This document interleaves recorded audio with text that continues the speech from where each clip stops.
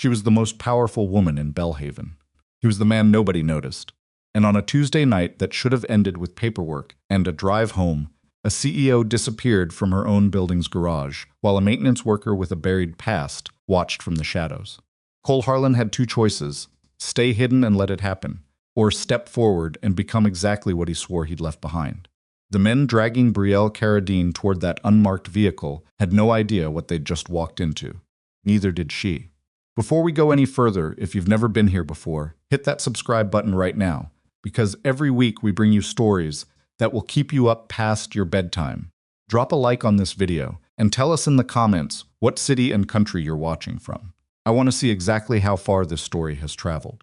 Now stay with me, because what happens next in that parking garage will change everything.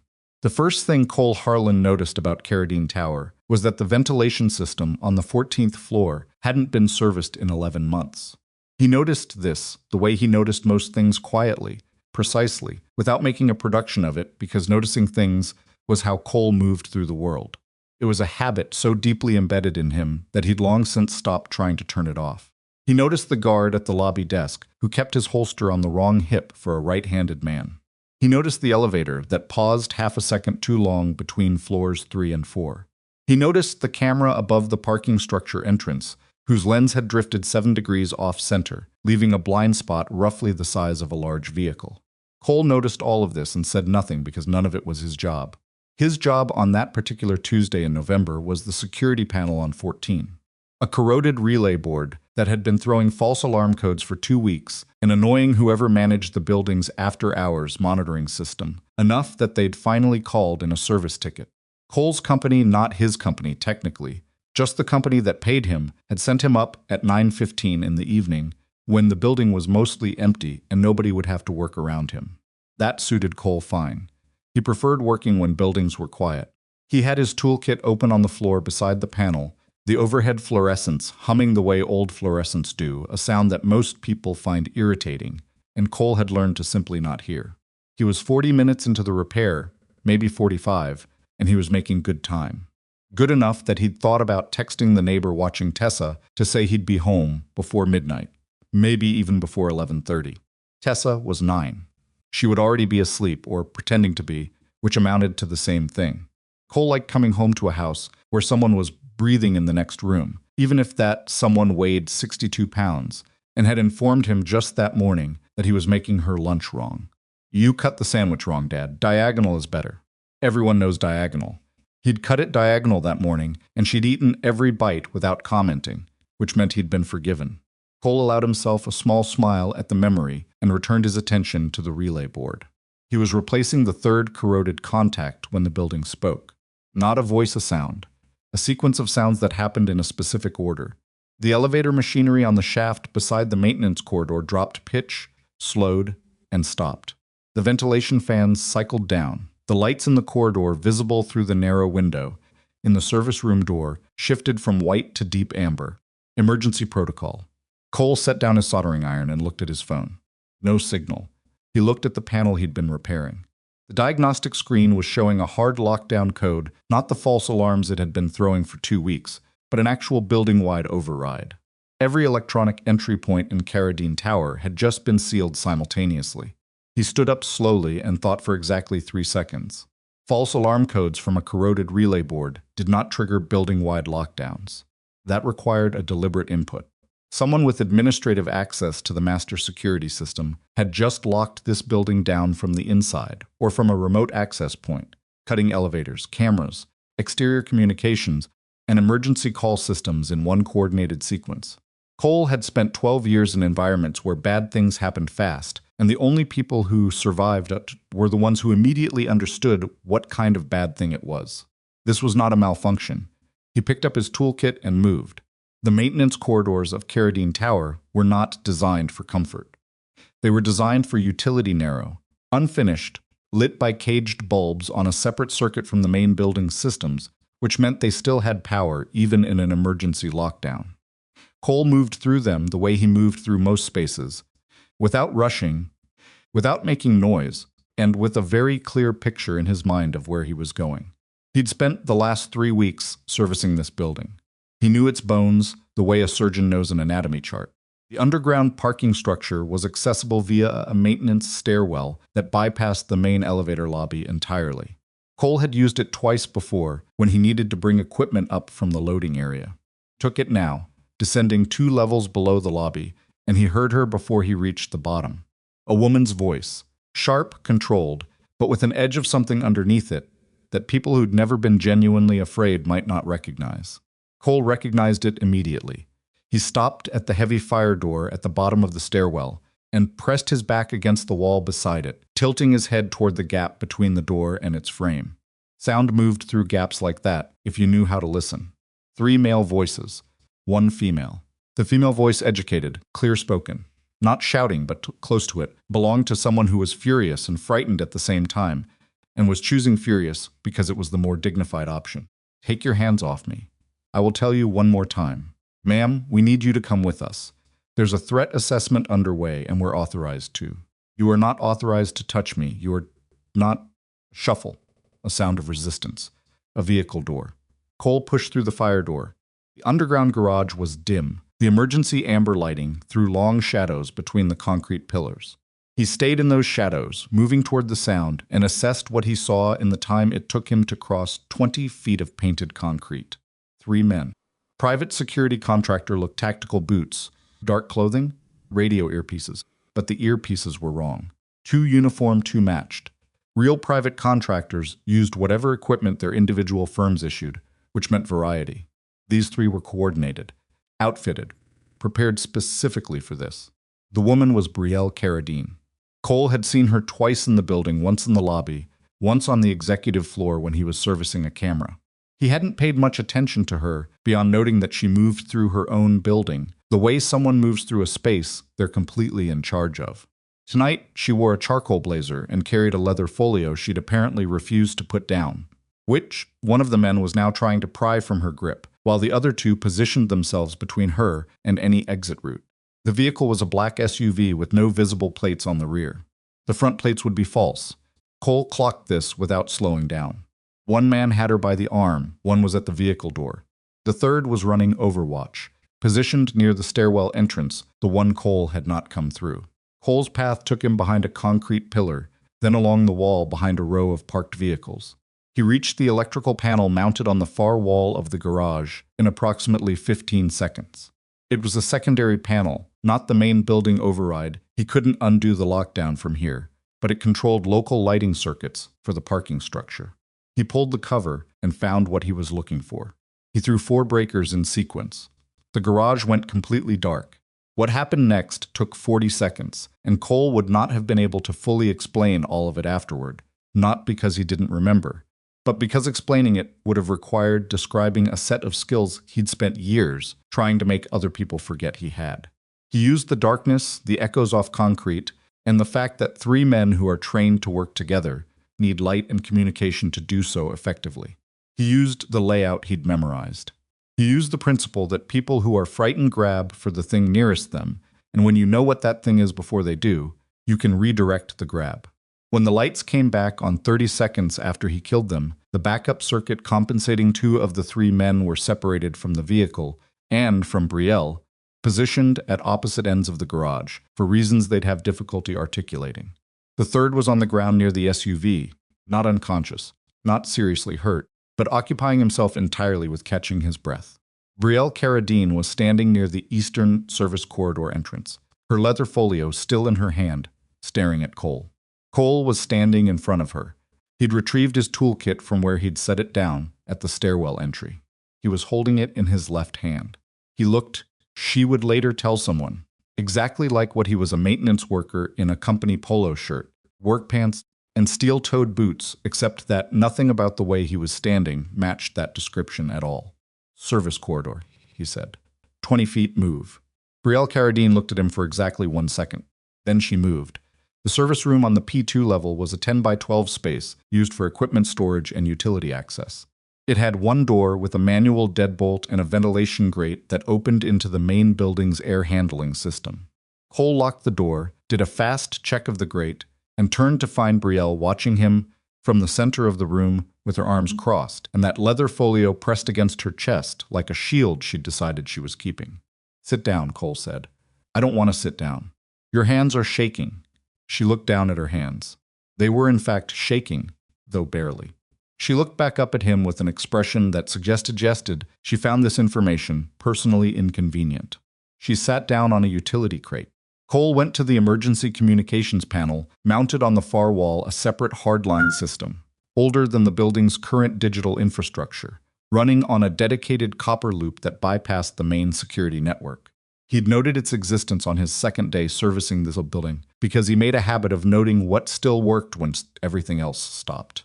He lifted the handset and got a dial tone. You have an independent line, Brielle said.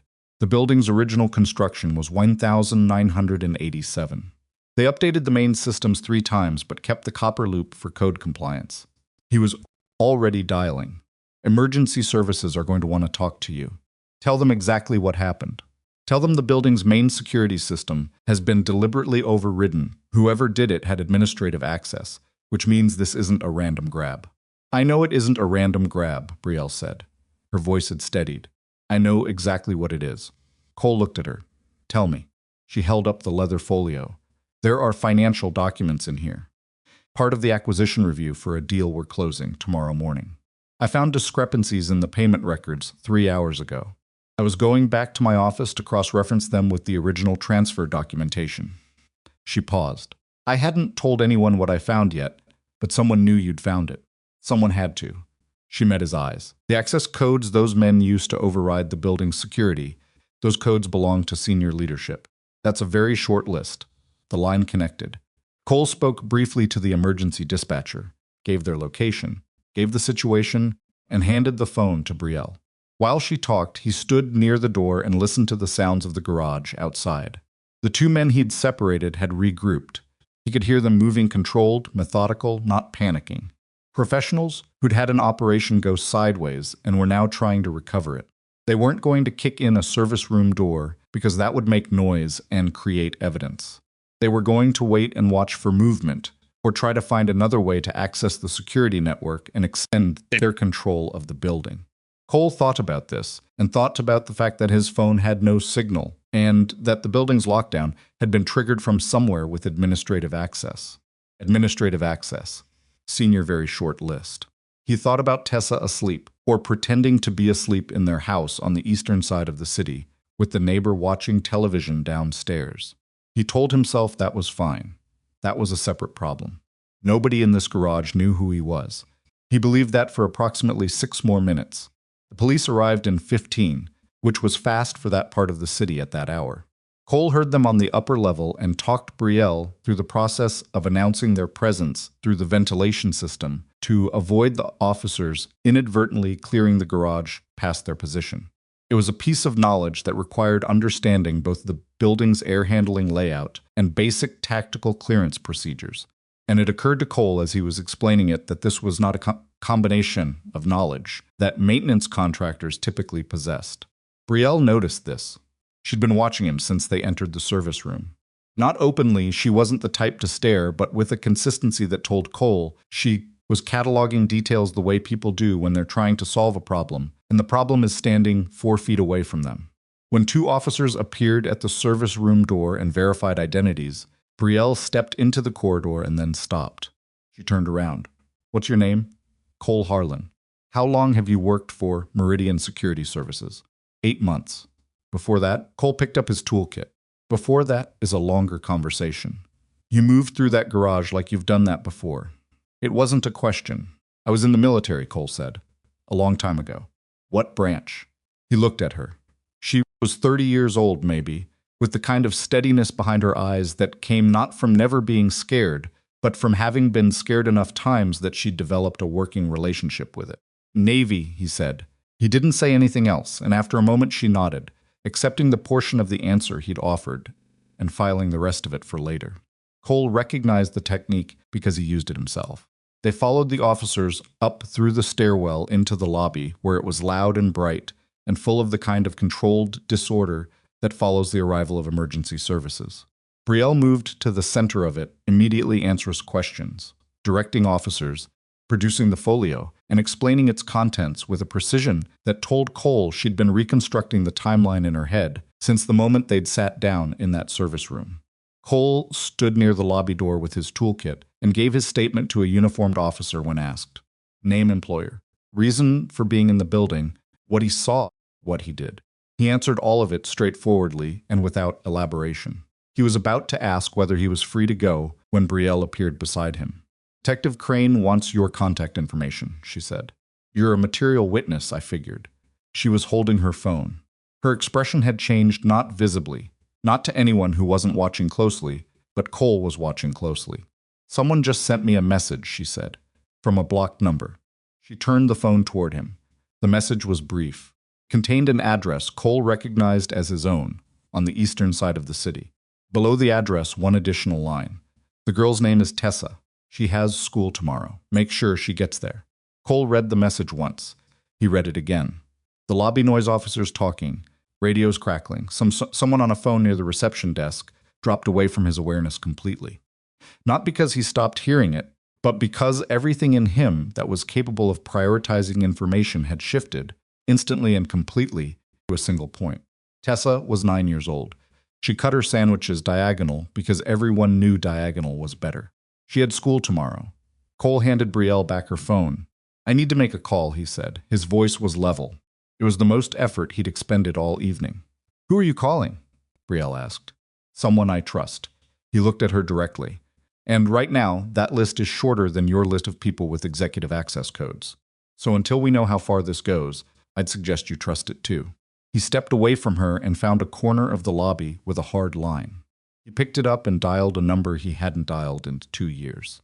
It rang once. Rourke, said the voice on the other end. Cole, he said. I need you.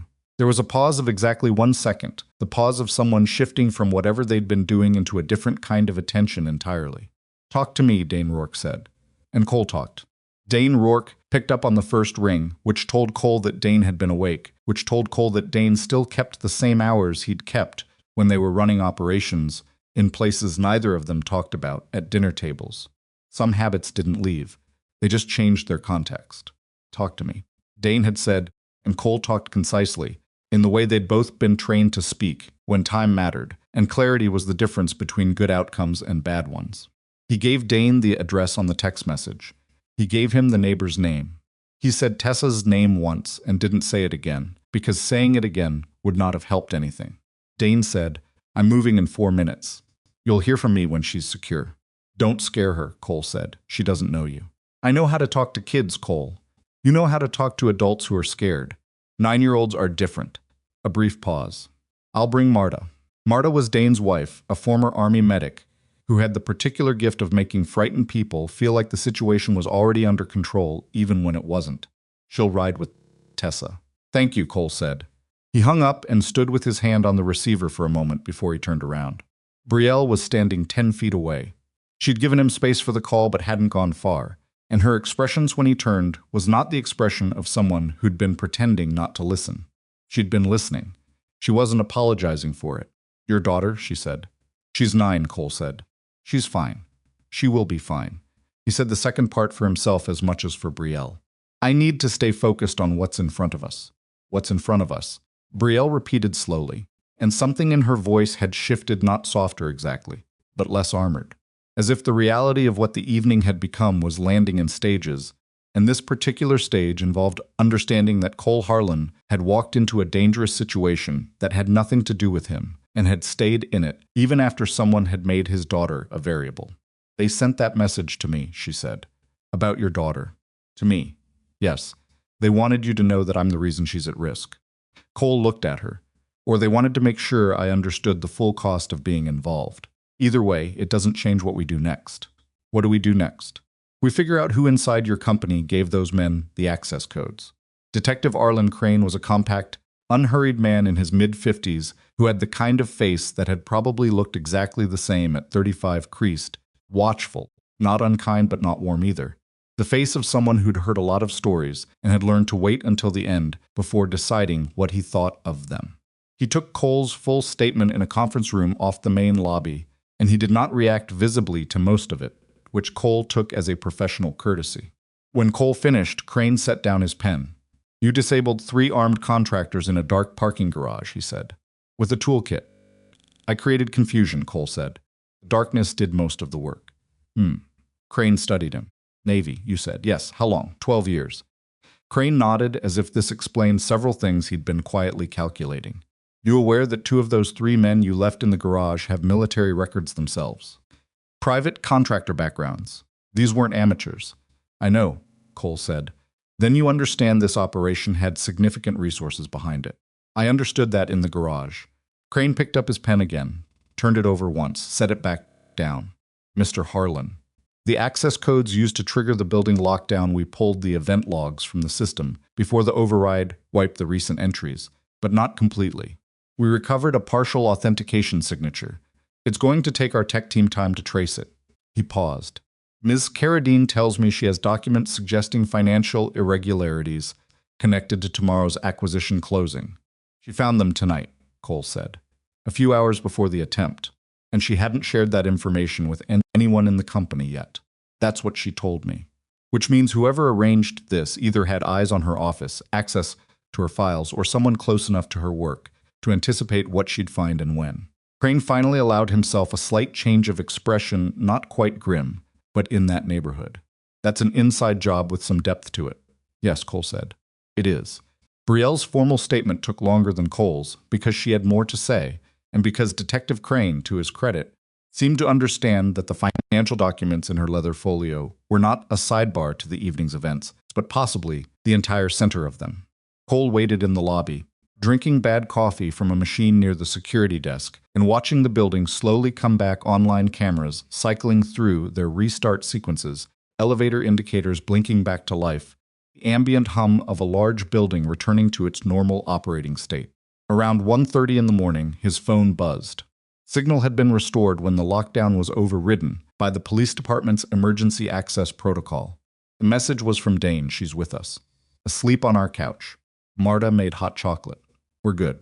Cole read it 3 times. He set the phone down on the arm of the lobby chair, looked at the ceiling for a moment, and then picked it up again and typed back, "Thank you. I'll explain everything when I can." Dane's reply was immediate. You don't have to explain. Just come get her when it's done. Cole pocketed the phone. Brielle appeared from the corridor off the lobby, still carrying the folio, her blazer slightly rumpled now in a way it hadn't been earlier. She looked like someone who'd been sitting in a hard chair, answering careful questions for an hour, which was exactly what she'd been doing. She dropped into the chair across from Cole and for a moment just sat there, which was the first time all evening he'd seen her stop moving entirely. Detective Crane wants the acquisition documents held as evidence, she said. The closing tomorrow morning has to be postponed. Good, Cole said. The board is not going to think it's good. She looked at the ceiling briefly, a gesture that mirrored what Cole had done 30 seconds before, which neither of them noticed. We have partners, investors, a target company that has been waiting 8 months for this deal to finalize. Postponing it is going to cost the company in ways I'll be sorting out for the next 6 months. Versus the alternative, Cole said. Versus the alternative, she agreed. She looked at him. My daughter, she said, and then stopped. Sorry. That came out wrong. She's not. She pressed her fingertips to the bridge of her nose for a moment.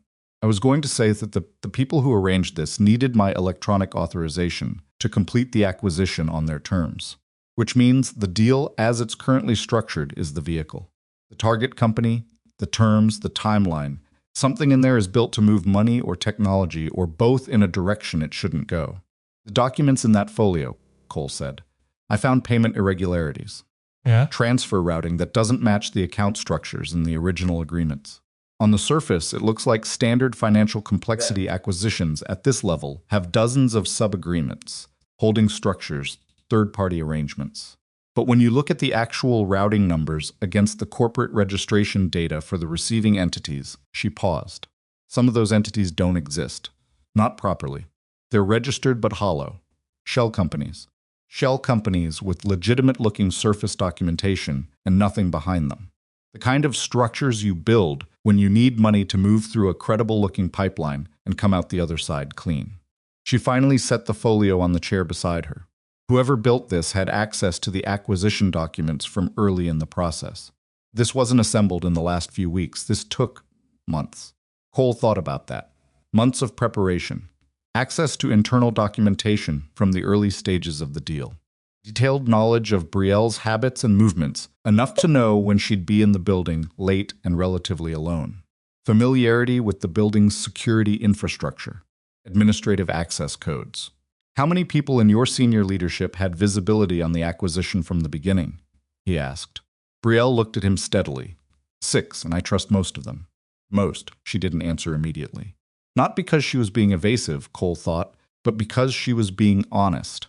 Honest in the way that people who are genuinely intelligent sometimes are when a question forces them to say something they've been avoiding. I trust most of them, she said again, which means there's a portion of the list that I trust because I've always trusted them, and I haven't recently asked myself whether I should keep doing that. Who helped you rebuild the company after your father died? Question landed quietly. Brielle's expression didn't change dramatically, but something in it settles a slight shifting, like a building adjusting to weight. Malcolm Voss, she said, my chief strategy officer. He's been with the company for 9 years. He worked under my father before me. He was the one who kept things running in the 6 months after my father passed, while I was still figuring out how to be the person sitting in that chair. She paused. He brought me the original acquisition target. He built the deal structure. Cole said nothing. Brielle said, don't look at me like that. I'm not looking at you any particular way. You're doing the math, she said. I can see it. I don't have enough information to do any math yet, Cole said, which was technically true. I'm noting what you've told me.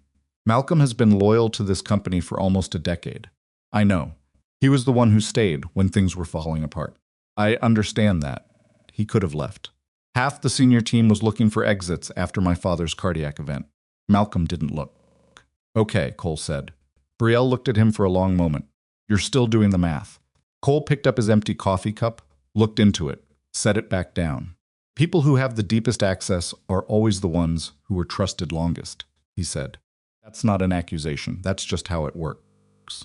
The people who have the most opportunity to do something are the people who were given the most trust, because trust and opportunity move together.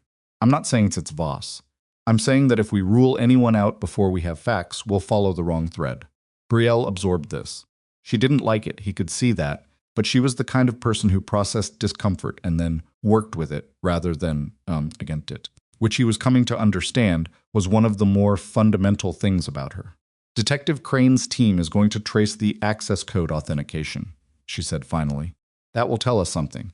It'll tell us what system was used and when, Cole said.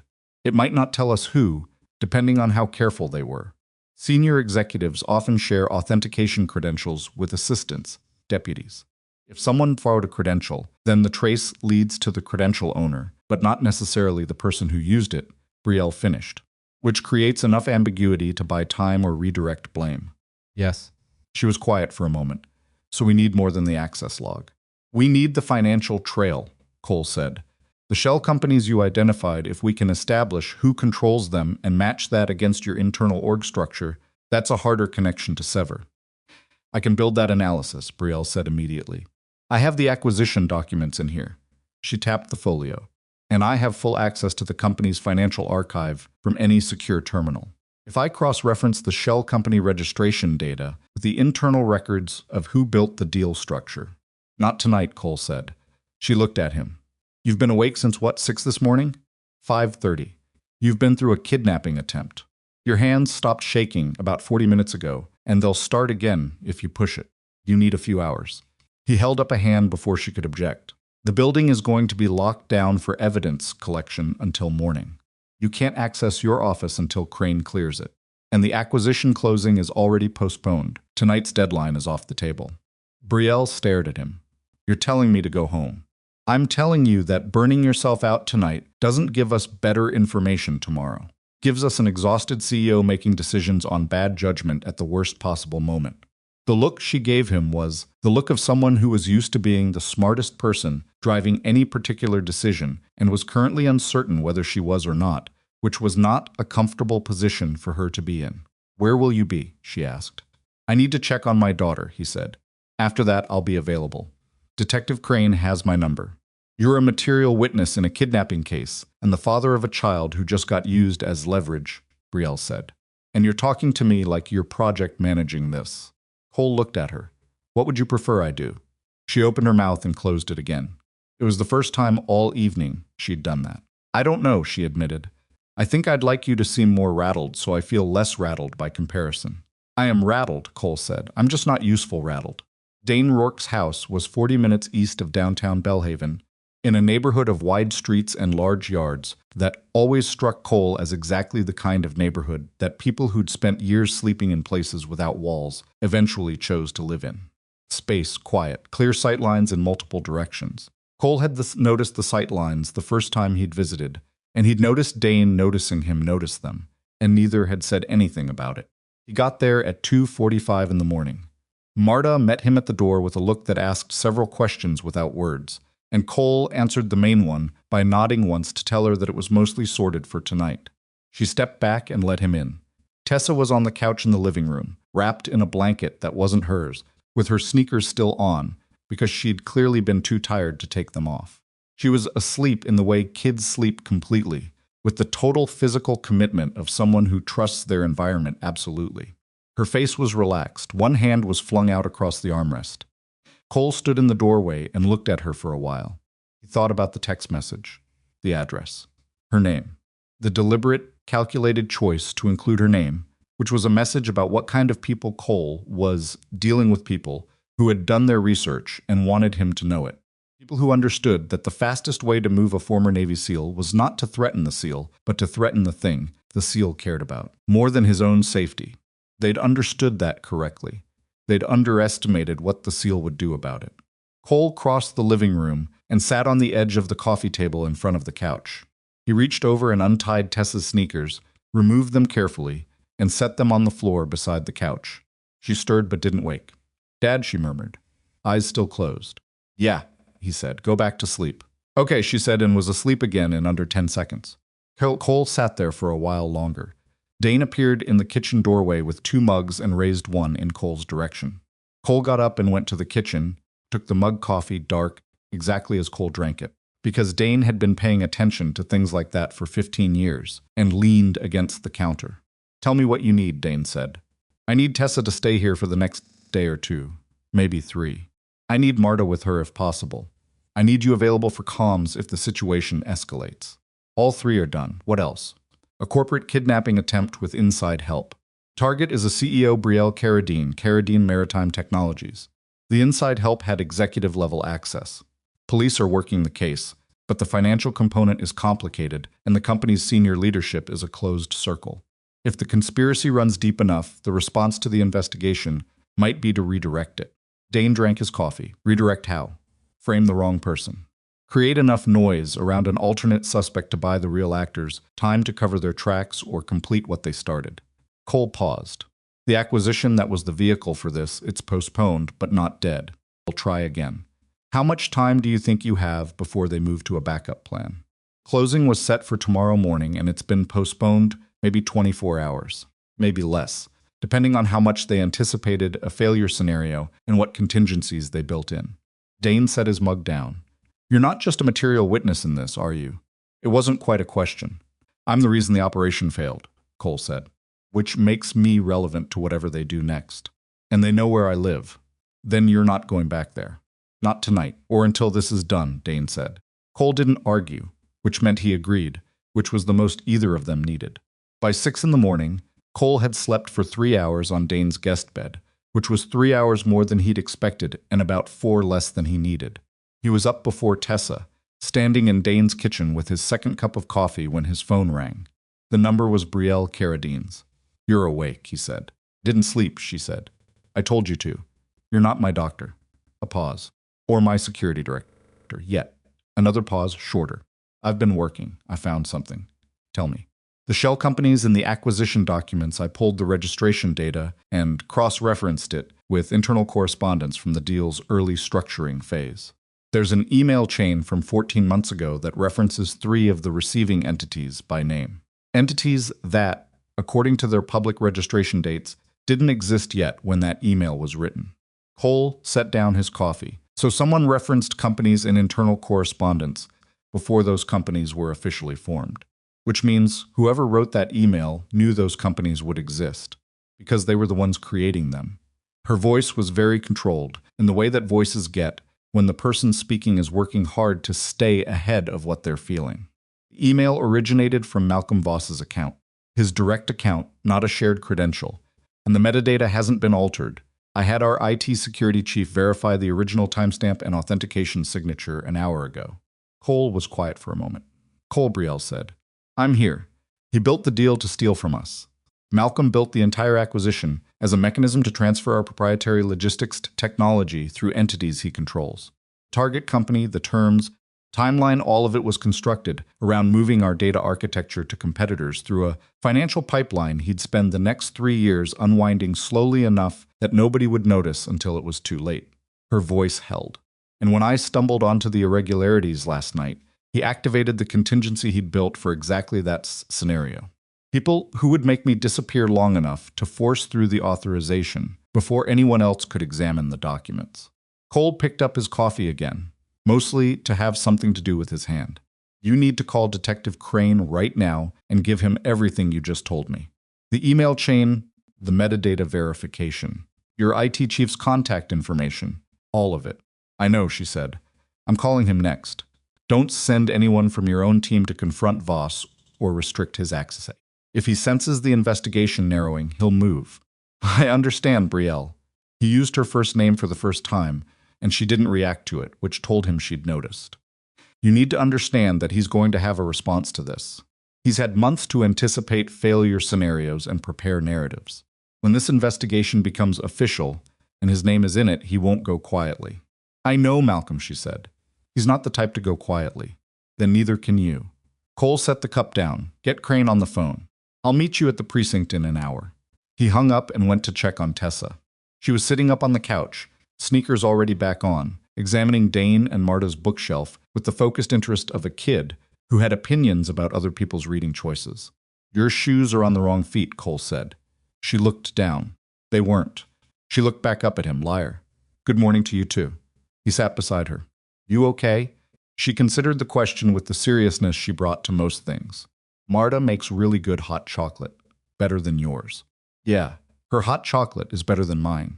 She puts cinnamon in it. I'll try that. Tessa looked at him with the focused attention of a 9-year-old who is aware that adults are sometimes evasive and has already developed a working strategy for dealing with it. Something happened last night, she said. Yes. Something at work? At the building I was servicing. Yes. Are you in trouble? Cole looked at his daughter. She had her mother's eyes, a fact he'd stopped finding painful somewhere in the last year, and had started finding comforting in a way he couldn't quite explain. I'm working on sorting something out, he said. While I do that, I need you to stay here with Dane and Marta. They're good people. I know they're good people, Tessa said. They have a dog. Cole hadn't noticed a dog. Where's the dog? In the backyard. His name is Franklin. Okay. Cole put his arm around her shoulders briefly, and she leaned into it the way she'd learned to do, not sentimental about it, just accepting it as the available form of reassurance. I'll be back tonight. Tomorrow at the latest. Okay, she said, kissed the top of her head, and stood up. She was already back to examining the bookshelf. He picked up his toolkit from beside the door, which he'd brought in without thinking about it, which was a habit that had nothing to do with maintenance work, and went to meet Dane in the kitchen to say goodbye. She's fine, Dane said before Cole could ask. I know, Cole said. Franklin's already her favorite thing in the house. She told me. Dane walked him to the door. Cole, watch yourself in that building today. If Voss is as deep in this as it sounds, he's got resources you haven't fully mapped yet. I know, I mean it. The garage was one thing. A boardroom is different. Cole looked at him. I know the difference between a garage and a boardroom. You know the tactical difference, Dane said. I'm talking about the kind where the weapons are what people say in rooms full of other people, and the damage is slower but it sticks longer. He paused. Be careful who you trust in there, including the cops. Cole nodded.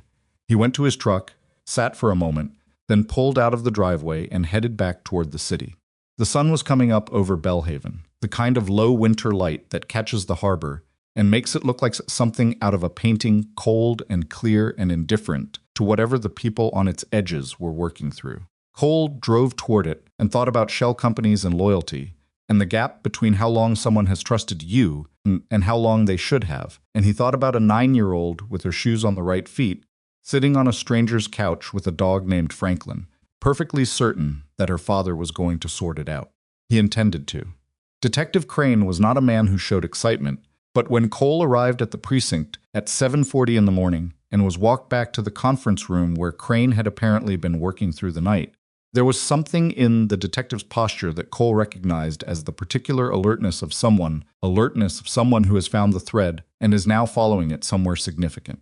Brielle was already there, seated across from Crane with her laptop open and the leather folio beside it, looking like someone who hadn't slept and had made a deliberate decision not to let that be anyone else's problem. She had a paper cup of precinct coffee in front of her. She'd apparently decided it wasn't worth drinking because she hadn't touched it. Cole sat down beside her without preamble. Crane looked at him with the measured attention of someone recalibrating an earlier assessment. Ms. Carradine has shared her findings, Crane said. The email chain, the metadata analysis, and the registration documentation for the shell entities. He paused. It's substantial. It's enough to hold him? Cole asked. It's enough to move on. We're coordinating with the Financial Crimes Unit this morning. They have a separate jurisdiction hook because 2 of the shell companies are registered in different states. Crane tapped his pen against the table. What concerns me is timing. Voss is scheduled to attend an emergency board meeting at Carradine Tower this morning at 9 o'clock. Ms. Carradine called it last night to address the postponement of the acquisition closing. Cole looked at Brielle. He accepted. Immediately, she said. Within 3 minutes of the invitation being sent. Because he wants to be in the room, Cole said. If he's there, he controls the narrative. If he stays away, it looks like consciousness of guilt. That's our read, Crane said. We're going to let the meeting proceed. We'll have people in the building, plainclothes, positioned before anyone arrives. If Voss attempts to leave prior to our team being ready to take him, we intercept. If he stays for the meeting, Crane stopped. You want the meeting to happen, Cole said. We want to see what he does in that room when the pressure is on. People make decisions under pressure that they wouldn't make with time to think. Sometimes those decisions close cases. And sometimes they create situations, Cole said. Yes, Crane agreed. He looked at Cole directly. Which is why I want you in that building this morning, Mr. Harlan. Not as law enforcement, as a material witness who has legitimate reason to be present and who has demonstrated a particular capacity for managing situations as they develop. Cole was quiet for a moment. You want me as eyes. I want you as someone who has seen Voss's operational pattern up close and can tell me if something in that room is going wrong before it has fully gone wrong. Crane set the pen down. You're not obligated. You're a civilian, and this is not your responsibility. Cole looked at the table for a moment. Then he looked at Brielle. She wasn't asking him anything. With her expression, she was doing that thing she did where she offered him a choice without weighting it, which he'd come to recognize in the last several hours as one of her more genuine qualities. I'll be there, Cole said. Carradine Tower looked different in the morning. The amber emergency lighting was gone, the main systems restored, and the building was filling with its usual population of administrative staff and junior employees who had spent the night reading news alerts about an incident at their headquarters and were now arriving with the particular anxious energy of people who want to know what happened but don't want to look too interested in asking.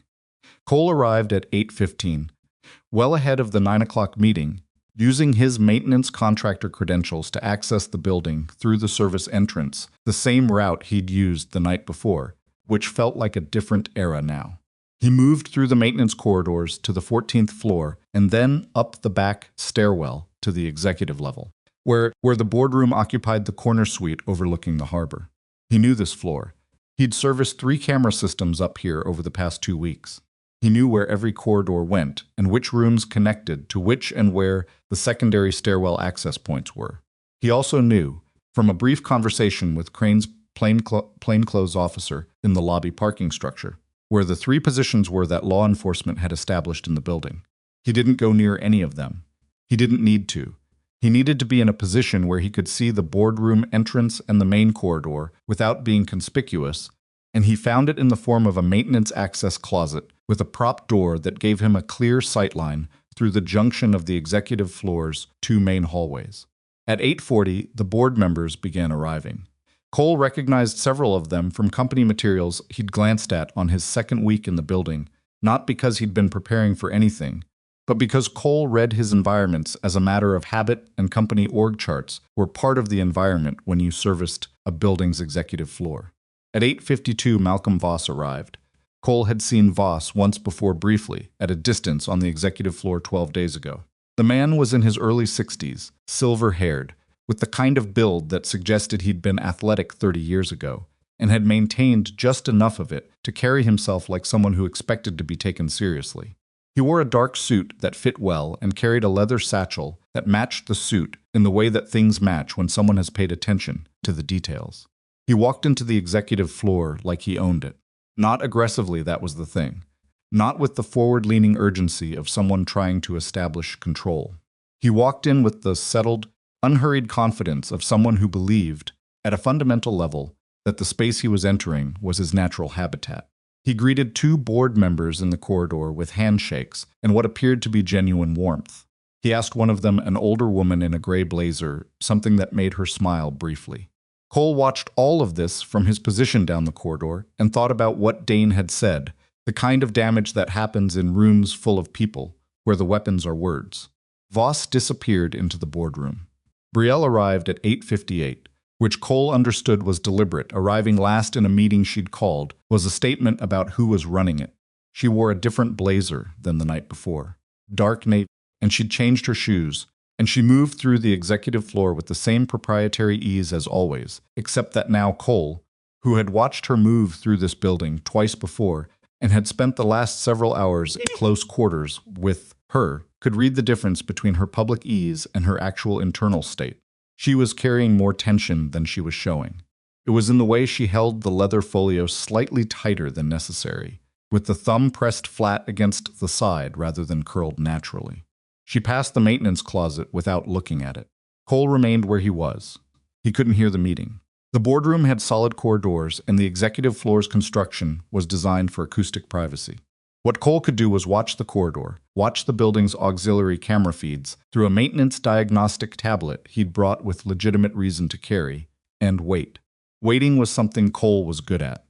He'd spent portions of his career in positions far less comfortable than a maintenance closet, waiting for situations to develop to the point where his involvement was useful. He'd learned that waiting was not passive. It was an active state of attention, a sustained readiness that looked like stillness from the outside and was anything but on the inside. He held that state now and let the minutes accumulate. At 9:47, the boardroom doors opened. Not fully one door, partially, the way doors open when someone steps out into the corridor to take a call or collect themselves.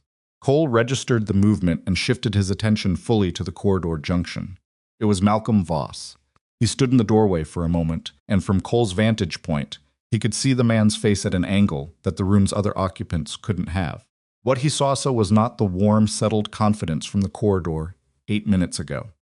What he saw was a man doing rapid calculations behind an expression trained by years of practice to reveal nothing. Voss pulled out his phone. He looked at the screen. He looked back into the boardroom, and then he looked down the corridor toward the elevator bank, in the direction of the exit. Cole's hand went to his own phone. He typed one word to Crane's officer, moving. Voss stepped fully into the corridor, pulled the boardroom door partially closed behind him, and began walking toward the elevator, not running, not even walking fast, but with the purposeful pace of someone who has made a decision and is executing it before they can reconsider. Cole stepped out of the maintenance closet. He timed it so that he appeared in the corridor junction ahead of Voss's path, walking casually in the same direction, toolkit in hand, the way a maintenance worker moves through a floor when he's going from one job to the next. He didn't look at Voss. He didn't need to.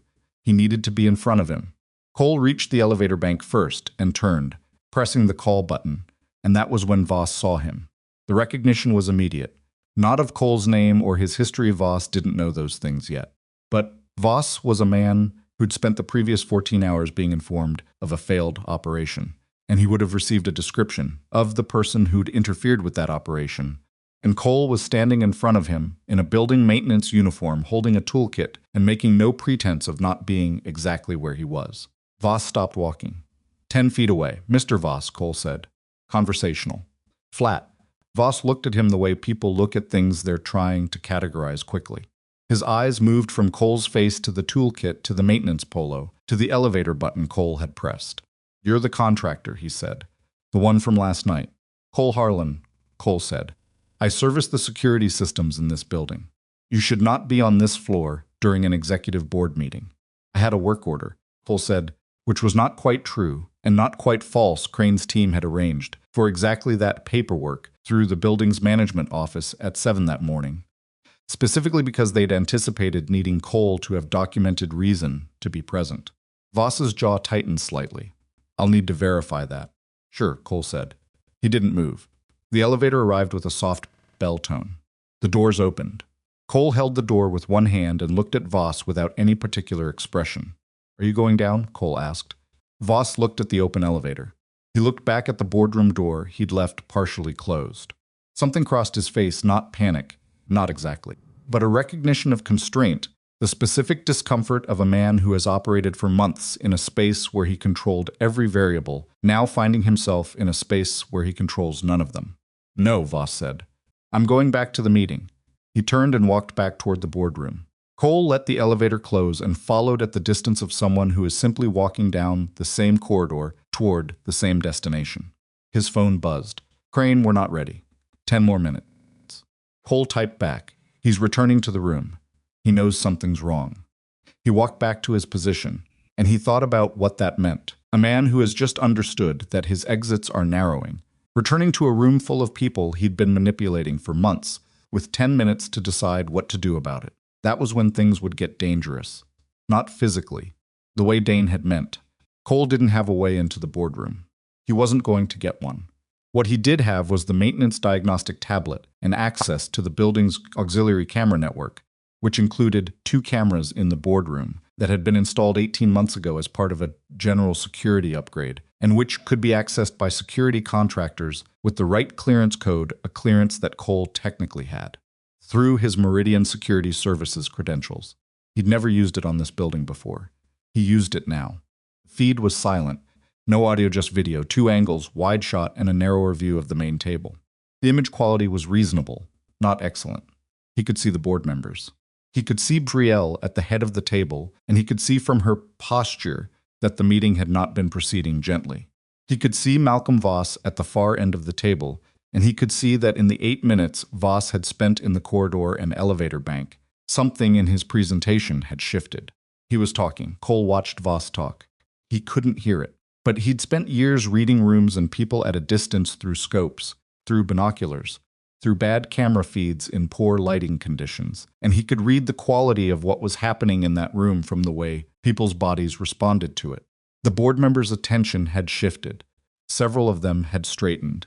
2 were looking at something on the table rather than at Voss, which meant documents. Voss had produced documents. 2 board members were looking at Cole's direction on the monitor, not at Cole, at something Voss was apparently indicating. Something related to the investigation. Something related to last night. Cole felt the quality of the situation change before he fully understood how. He watched Brielle's face. She was very still, the stillness of someone who is hearing something she didn't expect and is managing her response to it in real time. That was not good. Brielle Carradine did not rattle easily. Whatever Voss had just said or shown had rattled her. Cole's phone rang. Brielle. He answered immediately. What's happening? Her voice was very controlled, which meant she was working hard to keep it that way. He has footage, she said. Malcolm brought footage from the building's security archive. It's edited. Cole, he's showing the board an edited version of last night's events in the garage. That makes it look like you orchestrated it. Cole absorbed this. What does the footage show? It shows you in the parking structure before the lockdown. It shows the lockdown being triggered. It shows you moving through the garage. They've cut it, so the contractors aren't visible, so it looks like you created the chaos, not them. And then, she stopped for a beat. There's a clip of you on the service level 2 weeks ago, near the administrative security panel. It's out of context. You were servicing that panel legitimately. I can verify that. But in context with the edited garage footage, it looks like you were accessing the override system. And the contractors. The 3 men. Malcolm is telling the board they were legitimate private security personnel who responded to a threat, the threat being you. He's saying you were a disturbed former serviceman who created a false emergency to get close to me. Another pause. 2 board members are already calling for your arrest. They're going to call the police in the next 5 minutes. Cole looked at the tablet feed and watched Voss address the room with the measured calm of a man presenting a case he'd prepared and rehearsed and filed away for exactly this scenario. He'd built the narrative months ago, Cole understood. Edited footage, the framing, the alternative story. These weren't improvised. This was the contingency. If the operation failed, blame the interference. Create a suspect. Buy time, Brielle, Cole said. Don't let them call until you hear from me. Stall. Ask questions, challenge the footage, do whatever you do. I need 8 minutes. Cole, 8 minutes. He hung up and called Crane. What followed was not clean. It was not the kind of thing that got tied up quickly or resolved in a single conversation. It was 8 minutes of Cole on the phone with Crane, while Crane was simultaneously on the phone with his team and the building's security management office, pulling the original unedited security archive files not from the building's primary network, which Voss or his people had apparently accessed to create the edited version, but from the raw backup storage that the building's 1987-era copper infrastructure had been archiving to a physically separate server that required on-site access to reach. Cole knew about that server because he had serviced it. He had, in fact, been the person who'd replaced its hard drive controller 6 weeks ago, which was how he knew it existed and where it was located, and that it was running a completely separate archive feed from the main digital security network, a redundant system that nobody had thought to mention during the planning of an operation. That required edited footage, possibly because they hadn't known it was there. Cole knew it was there. He got to the server room in the basement in 4 minutes, gave Crane's tech officer the access code, and stood in the doorway while the officer began pulling the original unedited archive files for the parking structure cameras from the previous evening. The footage showed everything. All 3 contractors. Positions, their equipment, their handling of Brielle. Forced movement toward the vehicle. And Cole's movement through the garage, not as an aggressor creating chaos, but as someone moving with clear, controlled purpose to position between the contractors and their target. The footage showed with complete clarity what had actually happened. Crane had it in his hands digitally, transferred to an encrypted drive at 9 minutes and 40 seconds after Brielle had called. Cole was already back on the executive floor, pushed through the boardroom door without knocking. The room reacted the way rooms react to unexpected entries, a collective shift in attention, some of it startled, some of it indignant. There were 11 people at the table, Brielle at one end, Voss at the other. Several board members whose names Cole didn't know and whose expressions ranged from alarmed to furious. A heavy-set man in his 60s, Cole would later learn he was Thomas Aldridge. The board's senior independent director rose halfway from his chair. Closed meeting. Who authorized? I'm Cole Harlan, Cole said. I serviced the security systems in this building, including the backup archive server in the basement, which is currently being accessed by Detective Crane's technical team. He set the maintenance tablet on the nearest corner of the table, pulled up the diagnostic display. The footage missed. Voss showed you was sourced from the building's primary digital network. The primary network was under administrative override for approximately 90 minutes last night, beginning at the time of the building lockdown. The room was very quiet. During that override period, Cole continued, certain archived files on the primary network were accessed and modified.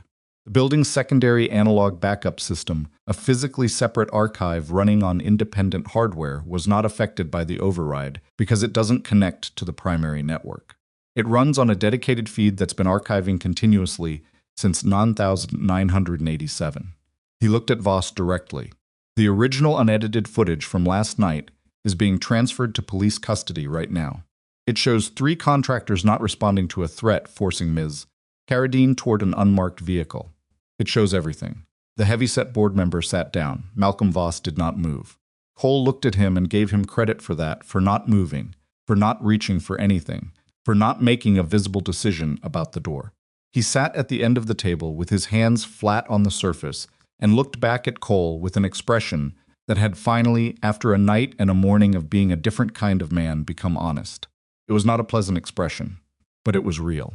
You couldn't have known about the secondary system, Voss said. It was almost conversational, which was perhaps the strangest thing about it. I serviced it 6 weeks ago, Cole said. Something in Voss's face shifted a minute recalibration, like a man adjusting to the reality that a variable he'd missed had been the decisive one. 6 weeks ago, you were in this building, he said slowly. Routine maintenance contract. Cole paused. I was hired to fix a corroded relay board on 14. Voss looked at him for a long moment. And you noticed the backup server. I noticed things, Cole said. The boardroom door opened again behind Cole, and Detective Crane stepped in with 2 officers, and one of the Financial Crimes Unit investigators who'd been briefed that morning. Crane looked around the room with the unhurried professional assessment of a man who had entered a lot of rooms at difficult moments and had learned to read them quickly. "Malcolm Voss," Crane said, "I'd like you to come with me." What Voss did next was the thing Cole would remember most clearly from that morning, more clearly than the confrontation in the corridor, or the footage retrieval, or the moment the boardroom door opened. What Voss did was look at Brielle, not at Crane, not at the officers, at Brielle. And what Cole saw in that look was complicated in a way that simple villainy never accounts for, because Voss had worked alongside this woman for 5 years, had known her father before her, had apparently genuinely believed for some portion of the time he'd spent building his betrayal that he was doing something that made a kind of sense inside his own accounting of things. Deal, the technology transfer, the money somewhere in the construction of all of it, he'd found a way to tell himself a story that made it acceptable. Looking at Brielle now, with the story collapsed, and the room full of people who understood what he'd done, the rationalization had apparently failed him. He held her gaze for a moment, and then he looked away. He stood up, straightened his jacket with one brief motion, and walked toward the door and toward Crane with the measured step of a man who was going to maintain his dignity through the worst moment of his professional life, because that was all he had left to maintain. He did not look at Cole. Cole moved to the side of the room as the officers positioned themselves beside Voss, and the financial crimes investigator began speaking to him about the procedure for the next several hours. The board members were standing, most of them, in the way people stand when they're witnessing something they don't entirely know how to respond to, not passive, not quite active, trying to understand where their responsibility sits in a room where something definitive has just happened. Thomas Aldridge, the senior director, sat back down heavily, looked at the table, and put both hands over his face for a moment. Then he took them away. "Brielle," he said, "tell us what we need to do." Brielle was still standing at the head of the table. She was looking at the space where Voss had been seated. Then she looked at Cole, and Cole gave her the smallest nod he knew how to give, which was very small indeed, straightened slightly, and turned to the board. "First," she said, "we cancel the acquisition." Cole left the boardroom while Brielle was still speaking, because Brielle had things under control in there, and Cole was not part of what came next in that room. He walked back through the corridor to the maintenance stairwell and sat on the top step with his phone and called Dane. "It's done," he said. "Completely? Police have him. The financial evidence is in Crane's hands. The edited footage has been countered by the original." Cole leaned his back against the stairwell wall. "It's not simple from here. There'll be an investigation. Testimony, probably months of legal process. The immediate situation is contained. And the men from the garage?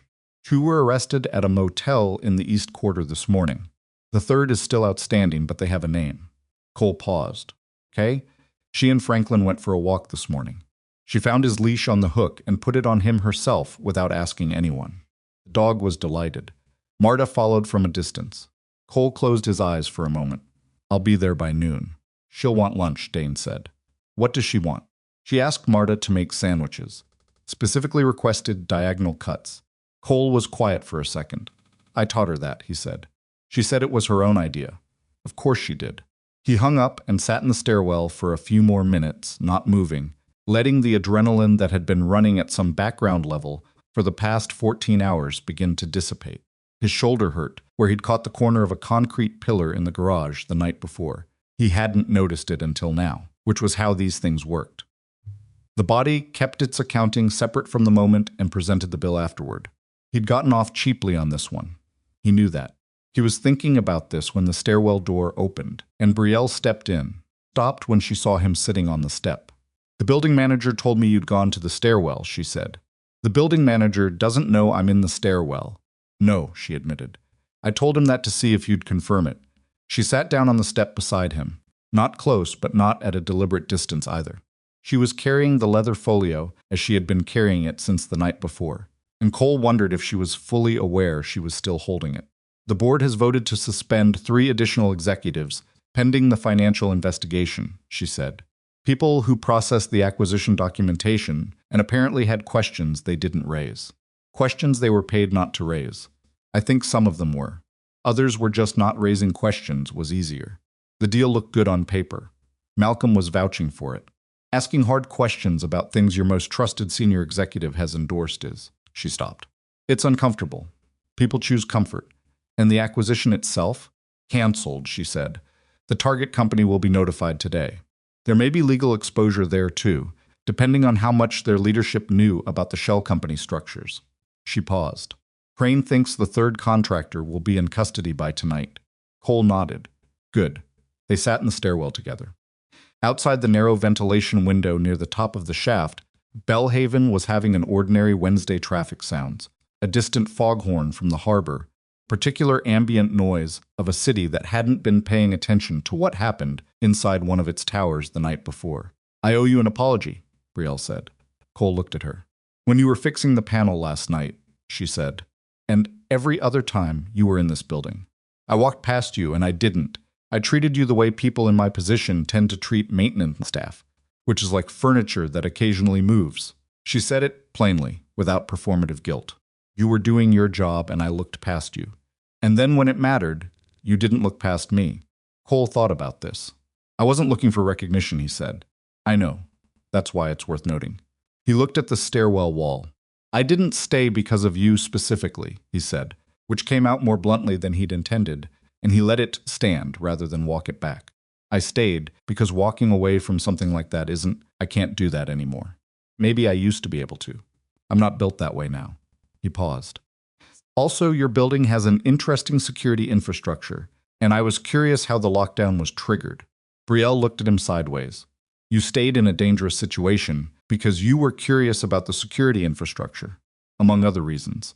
That is the least satisfying heroic origin story I've ever heard. I'm not a hero, Cole said. I'm a maintenance contractor with 12 years of prior relevant experience and poor judgment about when to keep my head down. Brielle looked at the folio in her hands. Then she set it down on the step beside her, the first time she'd put it down voluntarily since the previous night, and laced her hands together in her lap. It was a small thing. Cole noticed it. What happens now? She asked. Crane will want additional statements. The financial investigation will run for months. Your legal team is going to be very busy. Cole stood up, picked up his toolkit. And I need to go get my daughter. Of course, Brielle stood as well. She looked at him the way she'd been looking at him periodically since the service room, that cataloging look, working something through. You said you were in the Navy. 12 years, yes. And then you left. Yes, to raise Tessa. Yes. She appeared to be deciding whether to ask what she was about to ask. Cole waited, because he'd noticed that Brielle Carradine made better decisions when she wasn't rushed. Was it worth it? She asked. Leaving, Cole picked up the toolkit. He thought about the question the way it deserved to be thought about, not quickly, not with a deflection, but honestly. I was good at what I did, he said. Probably better at it than I'll ever be at anything else. And leaving it cost me things I still add up sometimes on bad nights. He moved toward the door. But yeah, it was worth it. He paused with his hand on the door. She cut sandwiches diagonal, he said. Says everyone knows that's better. She's not wrong. He pushed the door open and went to get his daughter. The investigation that followed was neither swift nor clean, which was how genuine investigations of financial complexity worked in the real world, as opposed to how they worked in the imaginations of people who hadn't sat through depositions. Malcolm Voss's attorneys entered a defense that attributed the shell company structures to legitimate tax optimization and the edited footage to an overzealous subordinate. The subordinate in question, a senior IT manager named Peters, who'd been with the company 4 years and had apparently been quietly receiving additional compensation for 2 of them, was arrested 3 days later when the Financial Crimes Unit traced his secondary accounts. Voss's defense became substantially less robust after that. The 3 contractors from the garage were all in custody within 36 hours of the boardroom confrontation. They were professionals who understood that the first person to provide meaningful cooperation tended to receive meaningful consideration, and so they cooperated, and what they provided led investigators to a series of communications and financial relationships that expanded the case considerably beyond Malcolm Voss and into a network of competitor interests who had been funding the operation from the outside. Cole gave his formal deposition to the Financial Crimes Unit 8 days after the incident. It took 4 hours. He was factual, detailed, and thorough, and the investigators appeared to find this both useful and mildly unnerving, which Cole attributed to the gap between what they'd expected from a maintenance contractor and what they were getting. 3 weeks after the incident, the independent investigation Crane's department had requested cleared Cole of any involvement in the original operation. The clearance was formal and documented and went into the file that Brielle's legal team had opened on the matter. Cole went back to work. Not for Meridian Security Services, that relationship ended quietly when Cole declined to return to regular rotation on the grounds that regular rotation was no longer consistent with his other obligations. His other obligations being, at that point, a consulting arrangement with Brielle's legal team that had grown organically out of the investigation's technical security components, and which paid considerably better than corroded relay boards. Tessa went back to school on a Thursday, complained that her teacher had moved the seating arrangement while she was away, and ate her lunch diagonally cut without incident. And Brielle Carradine called Cole the following Monday to tell him the board had voted to begin an internal restructuring of the company's executive oversight systems, starting with the implementation of a new security and compliance framework that she wanted him to help design. "I'm not a security consultant," Cole said. "You're the person who understood my building's secondary backup archive when nobody else did," Brielle said. "And you've spent 12 years operating in environments where the margin for overlooking things is people's lives. I'll take that over a traditional security consultant." "I have a daughter," Cole said. "My hours aren't flexible the way an executive-level position usually requires." "I know about Tessa," Brielle said. "I'm not offering you a position that works against your life. I'm offering you one that works with it." A brief pause. "I've been thinking about what you said in the stairwell, about people who get treated like furniture." Another pause, and Cole could hear her choosing her words with care. "I don't want to run a company like that anymore. I want to build something better. I need people around me who understand that what happens on the bottom floor matters as much as what happens in the boardroom." She stopped. "I think you're one of those people." Cole was quiet long enough that Brielle said, "Cole?" "I'm here," he said. "I'm thinking." "Take your time." He looked out the window of Dane's kitchen. He was still at Dane's. For reasons that had initially been practical, had gradually become habitual in the comfortable way that things become habitual when they're working for everyone involved. Tessa was in the backyard with Franklin, throwing a tennis ball with the committed enthusiasm of someone who has decided this is her dog now, regardless of whose name was on the license. "One condition," Cole said. "What condition?" "The program I help you build it protects everyone in the building.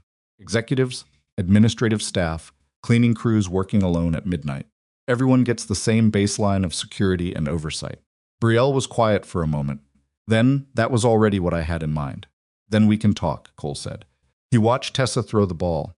Franklin retrieved it and dropped it at her feet, and she picked it up without pausing her examination of something in the grass, a bug, probably, or a rock, and threw it again without looking, and Franklin went for it with the same uncomplicated enthusiasm as the first time. Cole thought about what Dane had said about choosing neighborhoods with wide streets and clear sight lines. He thought about the gap between surviving something and actually building something afterward. He thought about a 9-year-old who'd spent 2 nights on a stranger's couch and had never once asked if she should be scared. He thought about Brielle's question in the stairwell, was it worth it? He'd answered it honestly. He just hadn't answered all of it. The answer that he'd kept to himself, standing in that stairwell, with the city noise coming through the ventilation grate, was that for the first time in a while, for the first time since a hospital hallway 4 years ago, where a doctor had said words that had rearranged every subsequent moment of Cole's life, he had spent an entire night in a genuinely dangerous situation and had come out the other side feeling like something other than a man who was just getting through the days. He didn't know exactly what to do with that information yet, but he was beginning to think he might be ready to find out. The consulting arrangement started the way most working relationships start, cautiously, with a degree of formality that both parties use to calibrate how much of themselves to bring into the room. Cole came to Carradine Tower for the first time in an official capacity on a Monday morning 3 weeks after the incident, carrying a different bag than his toolkit, a laptop case. Tessa had informed him, looked like it belonged to someone's grandfather, which he took to mean it was appropriately understated and signed in at the lobby desk as a contracted security consultant rather than a maintenance technician. The guard at the desk, a man named Hector, who'd been working the lobby for 6 years and who Cole had exchanged exactly 4 sentences with over the course of his previous weeks in the building, looked at the new credential designation and then looked at Cole. "Consulting now?" Hector said. "Apparently," Cole said. Hector handed back the badge. Pay better? Marginally, Cole said, which was significantly understating it, but Hector nodded as if this confirmed something he'd already suspected about the nature of career advancement and went back to his desk. Cole took the elevator to the executive floor and found that Brielle had given him the use of a corner office, 2 doors down from the boardroom, not a large office, but a real one, with a window that looked out over the eastern side of the harbor and a desk that was not a utility crate. He stood in the doorway for a moment looking at it, which felt slightly absurd, and then went in and sat down and opened his laptop. Brielle appeared in the doorway 20 minutes later with 2 cups of coffee, actual coffee, not the machine variety, and set one on the desk without asking.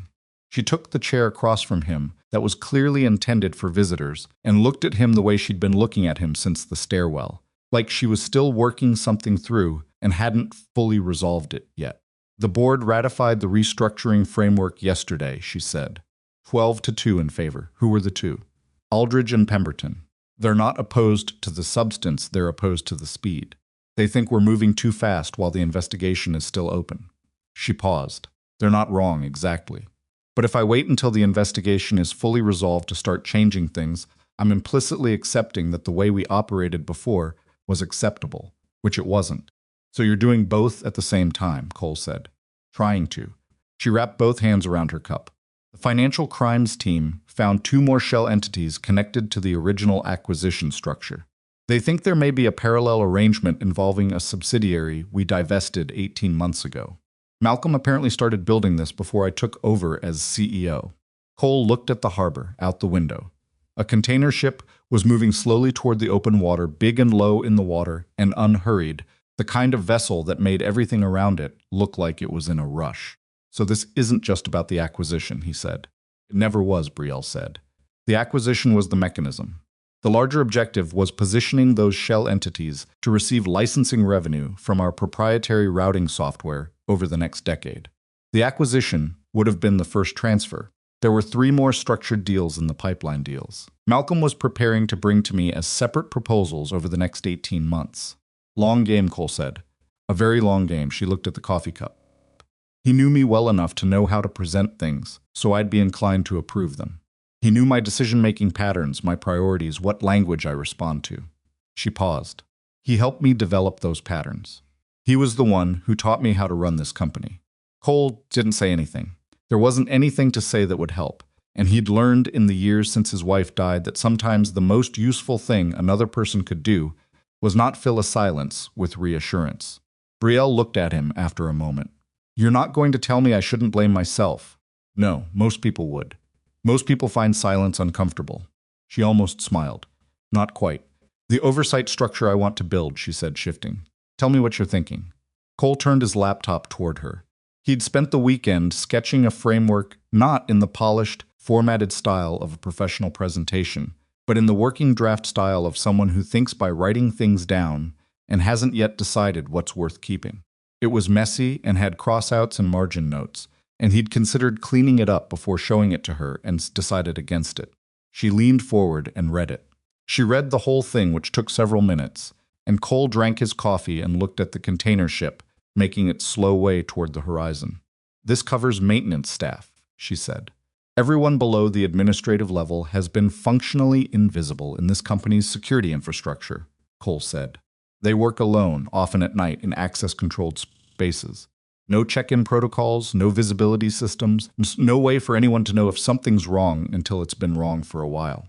From a pure security standpoint, that's a significant gap. From any other standpoint, he stopped. It's also just a bad way to treat people. Brielle read the section again. You're proposing individual check-in systems for overnight staff, real-time location logging during solo shifts, a direct emergency line that bypasses building management and goes to an external monitoring service, and an annual review process where maintenance and cleaning staff can report safety concerns without going through their direct supervisors, Cole said, because the direct supervisor is often the person the concern is about. Brielle was quiet for a moment. The facilities management vendors are going to push back on this. It's an additional operational layer. Some of them will, yes, Cole said. The ones who are running lean enough that an additional layer exposes things they'd rather not expose. And the ones who aren't running like that, they'll be fine with it. It's not a burden if you're already doing things reasonably. Brielle sat back. She looked at him with the expression that Cole had started to privately categorize as her decision face, not the public one she wore in boardrooms, but the private one, the one that surfaced when she was actually deciding something, rather than managing the appearance of deciding something. Okay, she said. Build it. Cole picked up his coffee. It's going to take 3 months minimum. I know. And there will be resistance from some of the executive team.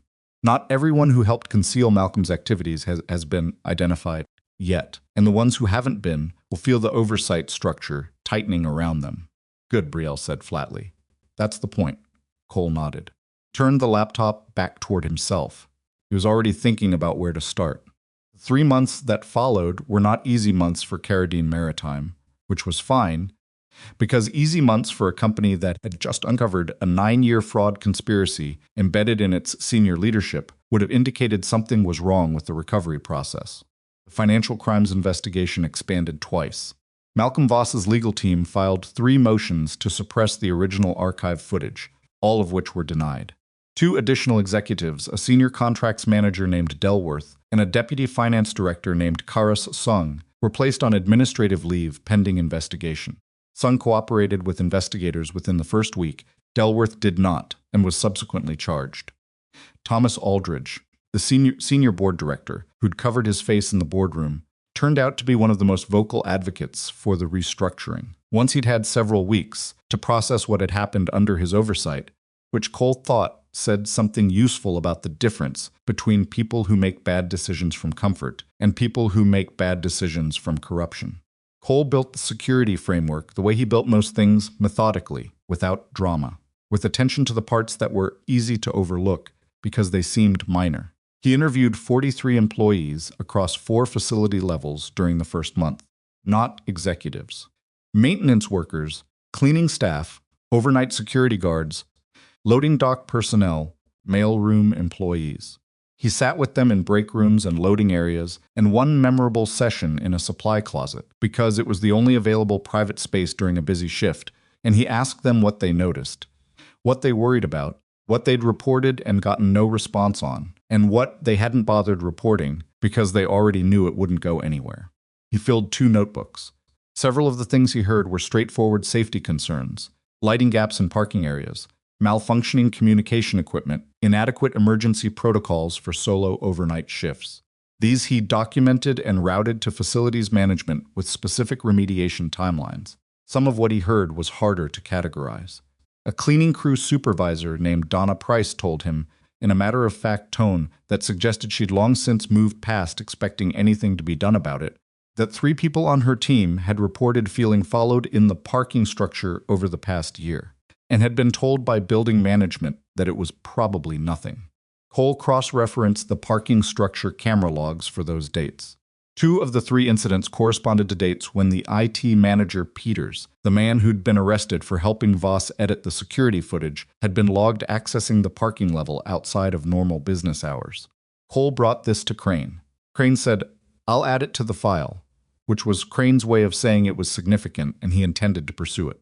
Cole added a recommendation to the framework, parking structure camera coverage, to be expanded to eliminate the blind spots he'd originally noted on his first day in the building, including the 7-degree drift on the entrance camera that he'd observed and said nothing about because it hadn't been his job.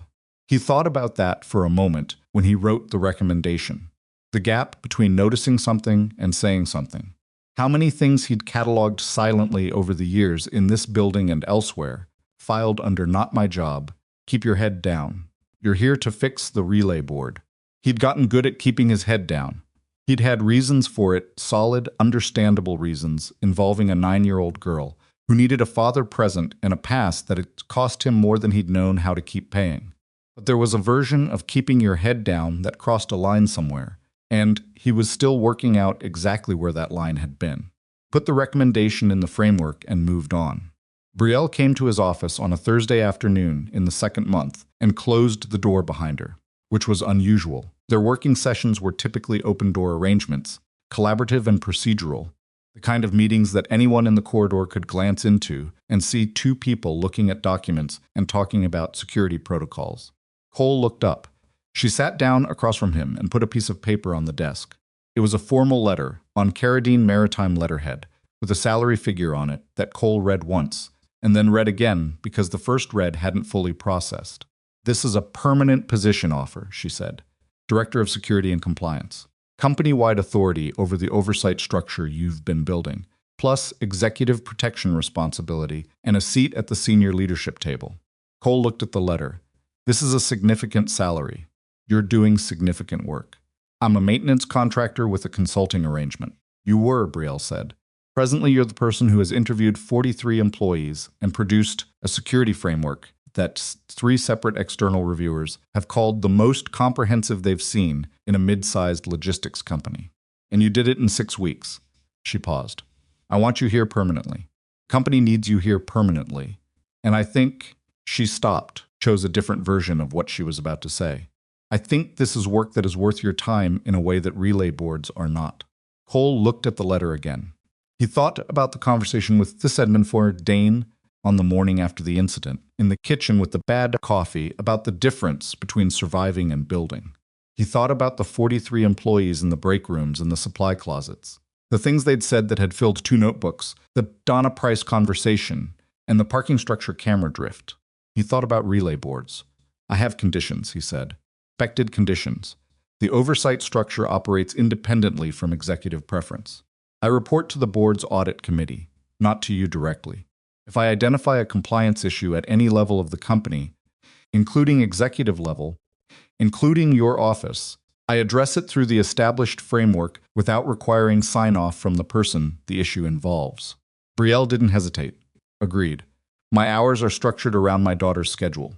I will not miss school events, medical appointments, or the things that matter to a 9-year-old because a quarterly report needs an extra day. If that's incompatible with executive-level expectations—" "It's not," Brielle said. "I'm restructuring the company around accountability and transparency. Structuring a senior role around the reality that the person filling it has a child is not a complication. It's the same principle applied to a different context." She looked at him steadily. "I mean that. It's not a concession." Cole picked up the letter. He thought about the office with the harbor view, and the container ships, and Hector at the lobby desk asking if the pay was better. He thought about sitting in the stairwell the morning, after everything, with his shoulder hurting from the concrete pillar, listening to the city. He thought about what he'd told Brielle about why he'd left the Navy, which was the true version, but not the whole version. The whole version was that he'd left because Tessa needed him, and also because he'd been afraid. Not of what came next in his career, of what it would mean to keep doing what he was good at, while the person who had believed in him most wasn't there anymore to know he was doing it. He'd buried the skills and the history and the version of himself that had been genuinely excellent at something, because keeping them alive hurt in a way he hadn't known how to manage. The night in Carradine Tower's parking garage had not fixed that, but it had reminded him that the skills hadn't gone anywhere. And it had suggested, somewhat inconveniently, that burying them indefinitely was not a sustainable long-term plan. "I'll need to discuss it with Tessa," he said. Brielle blinked. It was the response she hadn't anticipated, which was probably why it was the right one. "You discuss major career decisions with your 9-year-old. She lives with the consequences," Cole said. "She gets a vote." Brielle looked at him for a moment. Then she nodded. "Tell me what she says." Tessa's response, delivered that evening at the kitchen table at Dane's house over a dinner that was imperfect in several specific ways that Cole had cataloged and intended to address, was, "Does it pay better than the other job?" "Significantly," Cole said. "Does it mean we can get a dog?" "Those are separate questions." Tessa considered. "I think you should take it," she said. "But I want to visit your office." "That can be arranged." "And I want to meet her." Cole set down his fork. "Who?" Tessa gave him the look she deployed when she felt the conversation required more intellectual honesty from the adult side. It was a look she'd been refining since approximately age 7. "The lady from the building," she said. "The one you helped, Miss Carradine." "You say her name like that," Tessa said. "Like what?" "Like you're being careful about it." Tessa picked up her fork and returned to her dinner with the focused serenity of someone who has said the important thing and is content to let it land. Cole looked at his plate. "You're 9, he said. "And a half," Tessa said. He called Brielle the following morning and accepted the position. The first time Tessa visited the office was a Saturday in early February, during a weekend when Cole needed to review a set of installation proposals for the new parking structure camera system and had run out of good options for childcare. He brought her with him, set her up at the small table in the corner of his office with a book and a juice box he'd brought from home, and spent 2 hours on the proposals while she read with the concentrated silence of a child who takes reading seriously. Brielle appeared in the doorway at 11:15. She had not known Tessa would be there. Cole hadn't mentioned it, which in retrospect was a decision worth examining, though he hadn't examined it at the time. She stopped in the doorway and looked at Tessa and then looked at Cole, and her expression was the kind that people get when they encounter something that realigns a context they'd already settled. Tessa looked up from her book. She looked at Brielle with the direct, uncategorized attention of a child who hasn't yet learned to pretend she's not looking at someone. "You're the lady," Tessa said. "I'm Brielle," Brielle said. "I know," Tessa said. "My dad says your name carefully."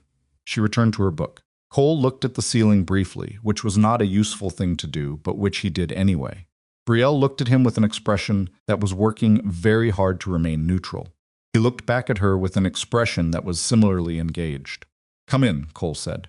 "I want your read on the parking structure proposals." Brielle came in.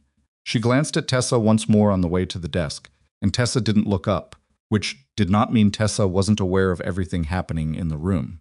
They spent 40 minutes on the proposals.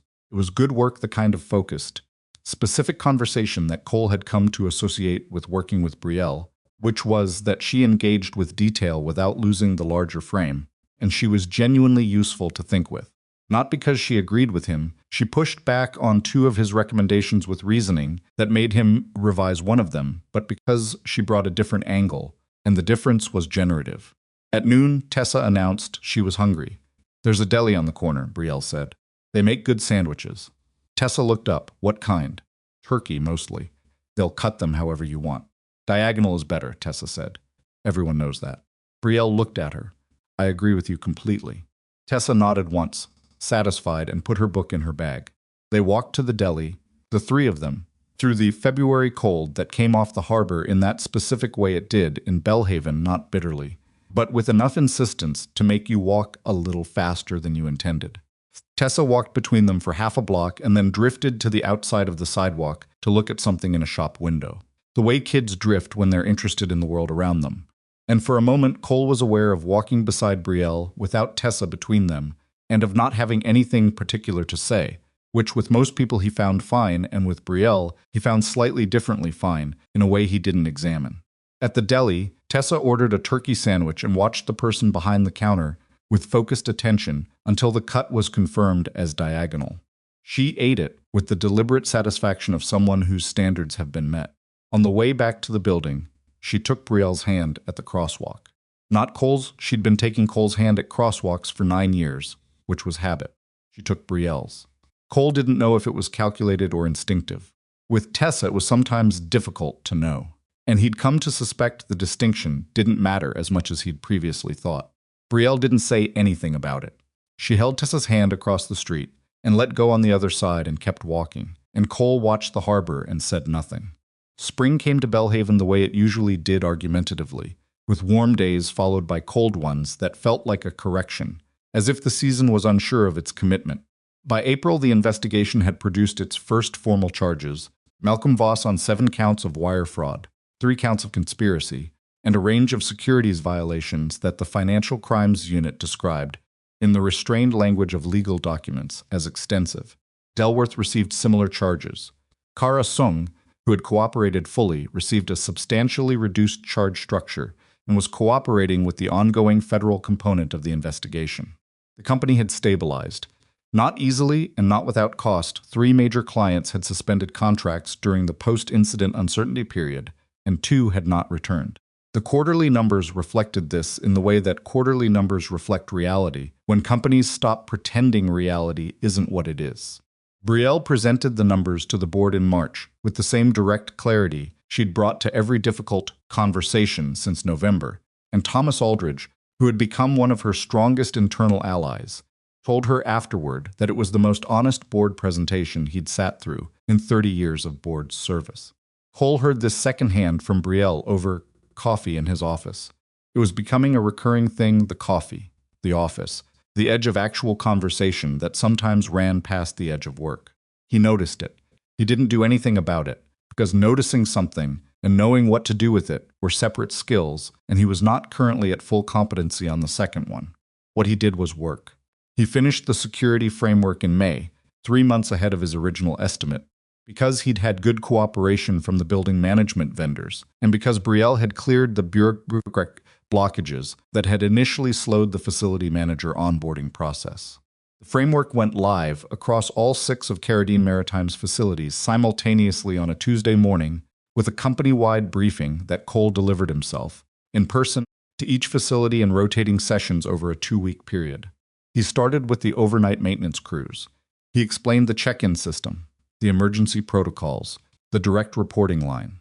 He explained what it was designed to do, and equally, what it was not a surveillance system, not a performance monitoring tool, not a mechanism for identifying workers who were taking longer breaks than they should. He said this directly, because if he didn't say it directly, some of the people in the room would reasonably wonder it. A woman in her 50s, a cleaning crew lead named Rosario, who had been with the company 11 years, raised her hand at the end of the session. "You're the guy from the parking garage," she said. "From November." "Yes," Cole said. Rosario nodded slowly. "I heard about what happened. Some of the night crew were still in the building when the lockdown went in. They were stuck in the break room for 2 hours with no information about what was happening." She paused. "No one from management contacted us until the following morning." Cole held her gaze. "That's one of the things this framework is designed to fix," he said. "Real-time communication in an emergency event to every occupied level of the building. Every person in the building, regardless of role." He paused. "And I'm sorry that happened. Being left without information in a frightening situation it's not acceptable. It won't happen again." Rosario looked at him for a moment. Then she said, "Okay."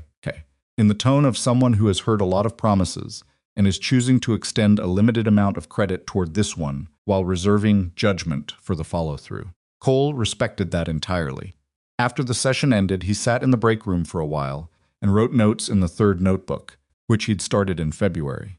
The summer settled into something that Cole hadn't expected and didn't have a ready category for, which was a rhythm. Not the functional survival rhythm he'd built after his wife died, the one where he got Tessa to school and got to work and got through the day and did it again, but something more deliberate. Something that had the texture of a life being built rather than maintained. He'd moved out of Dane's house in March into a rental on the north side of the city that was larger than his old place and had a yard. Tessa was in a new school that she'd initially resisted and had subsequently decided was acceptable, her highest public endorsement. She'd made 2 friends. She'd joined a science club that met on Wednesday afternoons and had explained to Cole in detailed and slightly corrective terms why the planets were ordered the way they were, as if he might have had them wrong. He went to all her school events. He was there for the science club exhibition in May, standing in a gymnasium with other parents who were mostly older than him, watching Tessa explain her project, a model of ocean current patterns, which she'd chosen because Belhaven was a coastal city, and she'd become interested in how the harbor worked with a focused seriousness that was entirely her own and not performed for any audience. Brielle asked how the exhibition went the following morning. Cole told her. He described the ocean current model and the serious explanation, and the part where Tessa had corrected a parent who'd made a comment about the project and had done so politely, but with complete confidence in her position. Brielle listened to this with an attention that was not performative. She asked follow-up questions. She laughed once. At the part about the parent correction, which was a genuine laugh, unguarded, the kind that surfaces when something actually lands rather than the kind people produce, because the social situation suggests it. Cole noticed this and did not say anything about it. By June, they were having dinner occasionally. Not planned dinners, they'd stay late at the office working on something and someone would suggest food. Or Brielle would call on a Friday evening when Cole was trying to figure out what to make that Tessa would eat without a negotiation, and she'd end up coming over, and they'd make something imperfect together and eat it at the kitchen table.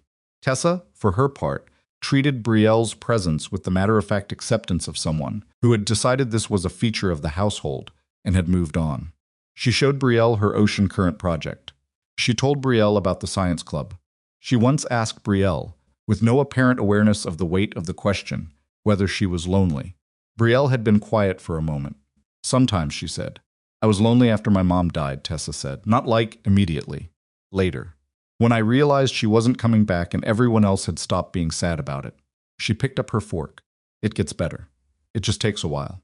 Cole was at the counter with his back to the table and found something to occupy himself with for the 30 seconds that followed. Because the 30 seconds required him to be looking at something other than his daughter or Brielle. Brielle said, "Thank you, Tessa." Her voice was steady. "That actually helps." "I know," Tessa said. "That's why I said it."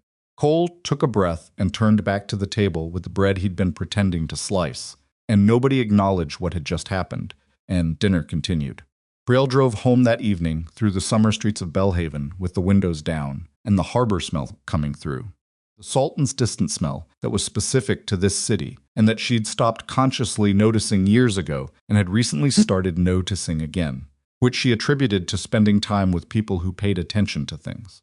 She thought about what Tessa had said, about loneliness, about the thing that comes later after everyone has moved on.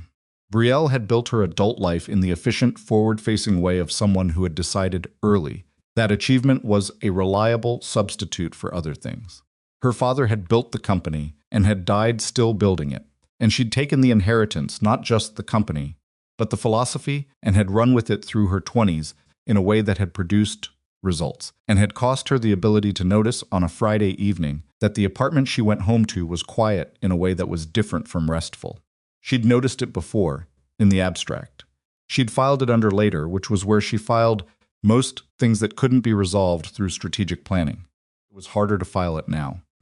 She thought about Cole at the kitchen counter, turned away at the moment when turning away was the right thing to do, which was such a specifically Cole thing to do, the simultaneous awareness and restraint, the respect for what other people needed without making it about himself. She'd watched him operate this way for 6 months, and she still sometimes found it slightly disorienting. The way people who have been in high-pressure environments where everyone performs their confidence can find genuine, uncalculated behavior disorienting. She thought about his face in the parking garage. In the moment she'd first really looked at him, emergency lighting, concrete shadows, a man who had just done something extraordinary and was standing there in a maintenance polo looking completely ordinary. "Tonight, I'm the man getting you home alive." She'd thought about that line more than she'd expected to. She parked in the underground garage of her building and sat in the car for a moment and thought about how, 6 months ago, underground parking structures had been her preferred route home from the office, and how tonight she'd used the surface lot on the north side and had done so without making a deliberate decision. Some things changed in ways you only noticed after they'd finished changing. In August, Cole completed the formal review of the security framework's first operational quarter and presented it to the board's audit committee. The results were not perfect. 3 of the 6 facilities had encountered implementation problems that required revision, one of them significant enough that Cole had flagged it in April and addressed it before the quarter was out, but which appeared in the review as a limitation rather than a success, because that was the accurate characterization. Aldridge read the review carefully and noted that the problems were identified and addressed within the framework's own protocols, which was the point. "A framework that catches its own failures is a good framework," Aldridge said. "One that only reports successes is a liability." Cole agreed and said so, and then spent 40 minutes walking the committee through the specific revisions and their projected impact on the second quarter. After the committee meeting, he went back to his office and sat with the harbor view for a while. The container ships were doing their slow, patient thing on the water. He thought about a year ago, sitting in a maintenance stairwell at 2 in the morning, telling himself that relay boards were the extent of his ambitions. He thought about Tessa at the science fair, correcting the adult. He thought about Brielle at the kitchen table, listening to a 9-year-old talk about grief with the careful attention of someone who is hearing something they needed to hear. He thought about the weight of things he was still carrying, the specific gravity of loss that doesn't go away but changes in density over time, becomes less something you're lifting and more something you're aware of, like knowing the temperature of a room rather than struggling against it. He was aware of it now. That was different from what it had been. His phone buzzed. "Brielle, how'd the committee meeting go?" He typed back, "Good." Aldridge appreciated the failure documentation. Pause. "Then of course he did. Buy you coffee?" Cole looked at the message. He looked at the harbor. He thought about the way she'd laughed at the story about Tessa, correcting the parent, unguarded and real. He typed, "I'll come to you." He picked up his jacket and went down the hall. The office that Brielle used was at the opposite end of the executive floor, from the boardroom the same floor where he'd spent a night in a maintenance stairwell, where he'd watched Voss walk down the corridor toward an exit that was already being closed. He passed that stairwell door on the way and didn't think about it, which was itself something 6 months ago he'd been hyper-aware of every detail of this building, cataloging and assessing. Now it was just a door. Brielle was at her desk with the window behind her, and the harbor in the distance, and she looked up when Cole appeared in the doorway and pushed back slightly from the desk. And for a moment, it was just the ordinary fact of two people who had been through something significant together occupying the same room, which was not ordinary at all but had acquired, over the course of these months, the comfortable texture of the familiar. "Good committee meeting?" she said. "Good enough." He sat in the chair across from her, the same chair she'd sat in his first morning in this office, 8 months ago, with the position reversed. "You were right about Aldridge," he said. "He's a better board member than he gets credit for. He needed something to be outraged about," Brielle said. Malcolm gave him that. "Now he applies the outrage constructively." She stood and went to the small machine on the credenza and started the coffee. "Tessa's school year starting soon? 2 weeks. Is she ready?" She finished her summer reading 3 weeks early and has been conducting what she calls independent research since then. Cole paused. "Currently focused on migration patterns of coastal birds." Brielle turned from the coffee machine. "She's going to be remarkable." "She's already remarkable," Cole said. "She's just going to become louder about it." Brielle laughed, the real one again, the unguarded kind, and turned back to the coffee, and Cole watched the harbor and let the familiar quiet of the room settle around them, and thought about how some things you don't plan for are the ones that turn out to matter most. He didn't say any of this, but he thought about how, 8 months ago, he'd have said that the life he was living now wasn't available to him. He'd have filed it under "not how things work for you" and left it there. He was less confident in that filing now. It kept coming loose at the edges and needing to be re-examined. He was beginning to think that was probably the right direction. Brielle set a cup of coffee in front of him and sat back down across the desk, and they talked about the second quarter and the vendor negotiations and an expansion of the framework that Cole had been sketching, and the harbor did its slow, patient thing in the window behind her, and the afternoon went on. Part 5. The anniversary arrived on a Tuesday, which felt appropriate. Somehow the original night had been a Tuesday, and there was something fitting about the way ordinary days could carry the weight of extraordinary things without announcing it. November again, the harbor cold and gray and doing its indifferent thing, the container ships moving in the distance with the same slow patience they'd had a year ago. Cole noticed the date when he woke up. He didn't mark it with anything particular. He made coffee, made Tessa's breakfast, cut her toast in the configuration she currently preferred, which had evolved from diagonal sandwiches to parallel strips, because she'd entered a phase of geometric experimentation that she hadn't explained and he hadn't asked about. He drove her to school. He went to work. But he noticed it. He'd been noticing anniversaries since his wife died, not all of them, not the minor ones, but the ones that had changed the shape of his life in ways that were still visible in the daily geography of it. The anniversary of that hospital hallway. The anniversary of his last deployment. This one was different from those, because this one moved towards something rather than away from something, and he was still getting used to the experience of anniversaries that did that. Brielle called at 9 in the morning. "I know what day it is," she said. "I figured you would. I want to show you something tonight. After work." A pause. "Bring Tessa if you want. Actually, bring Tessa. I want her there." Cole considered this. "Where the building?" she said. "The garage." He was quiet for a moment. "You want to go back to the garage?"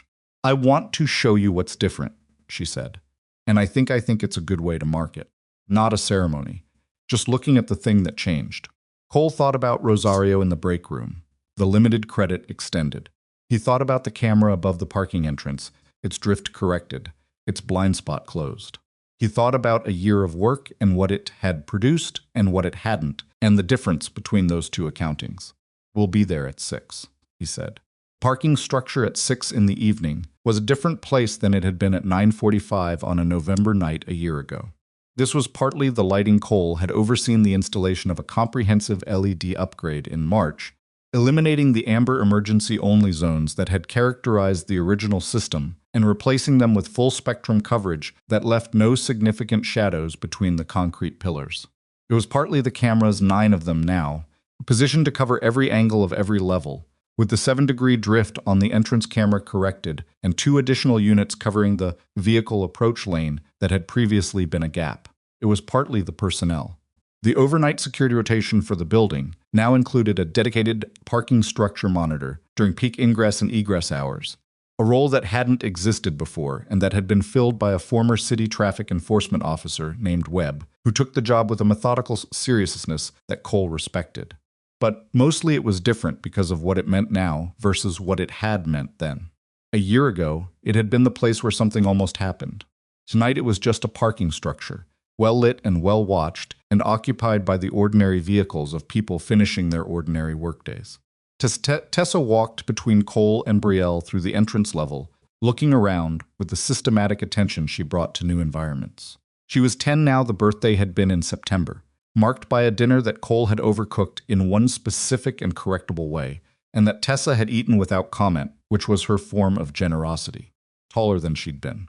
She'd developed a way of carrying herself that was neither her mother's nor Cole's, but entirely her own, which Cole had been observing with the particular mix of pride and vertigo that came with watching a child become a person. "This is where it happened?" Tessa asked. "The lower level," Brielle said, "but yes, generally here." Tessa looked around. "It's really bright now." "Your dad did that," Brielle said. Tessa looked at Cole with an expression that was not quite proud and not quite unsurprised and landed somewhere between the two. "You fix the lights," she said, among other things. "He's very modest," Brielle told Tessa. "I know," Tessa said. "It's annoying sometimes." Cole looked at the ceiling, which was a thing he'd been doing more often lately in response to the conversational coalition that had developed between the two of them over the past several months. It had started gradually and was now essentially established. Tessa and Brielle operated with the easy coordination of people who had decided they were on the same team, which left Cole in the position of being simultaneously the subject of their attention and slightly outnumbered, a dynamic he found both exasperating and, if he was being honest with himself, something in the neighborhood of deeply good. They walked through to the lower level. The service room door was visible from the ramp, a door like any other door now, painted the same industrial gray as the surrounding walls, with no particular significance to any casual observer. Cole looked at it and thought about sitting on a utility crate in a 10 by 12 space, with a woman who was still holding her leather folio and a hardline phone that had given him a dial tone. Brielle had stopped a few feet away from him and was also looking at the door. "I've thought a lot about what you said in there," she said. "That night. I said several things in there," Cole said. "Most of them were about the building's infrastructure. You said, 'Tonight I'm the man getting you home alive.'" She looked at him. "You said it like it was a job description, like it was temporary, like you were going to fix the problem and go back to being invisible." "That was the plan," Cole said. "It was a bad plan," Tessa said. They both looked at her. "Just saying," Tessa said. Cole turned back to the door. "It was the plan I had at the time," he said, which was honest. He'd built a life around limited plans that extended to the end of a shift, to the end of a week, to the next school event, to the next relay board.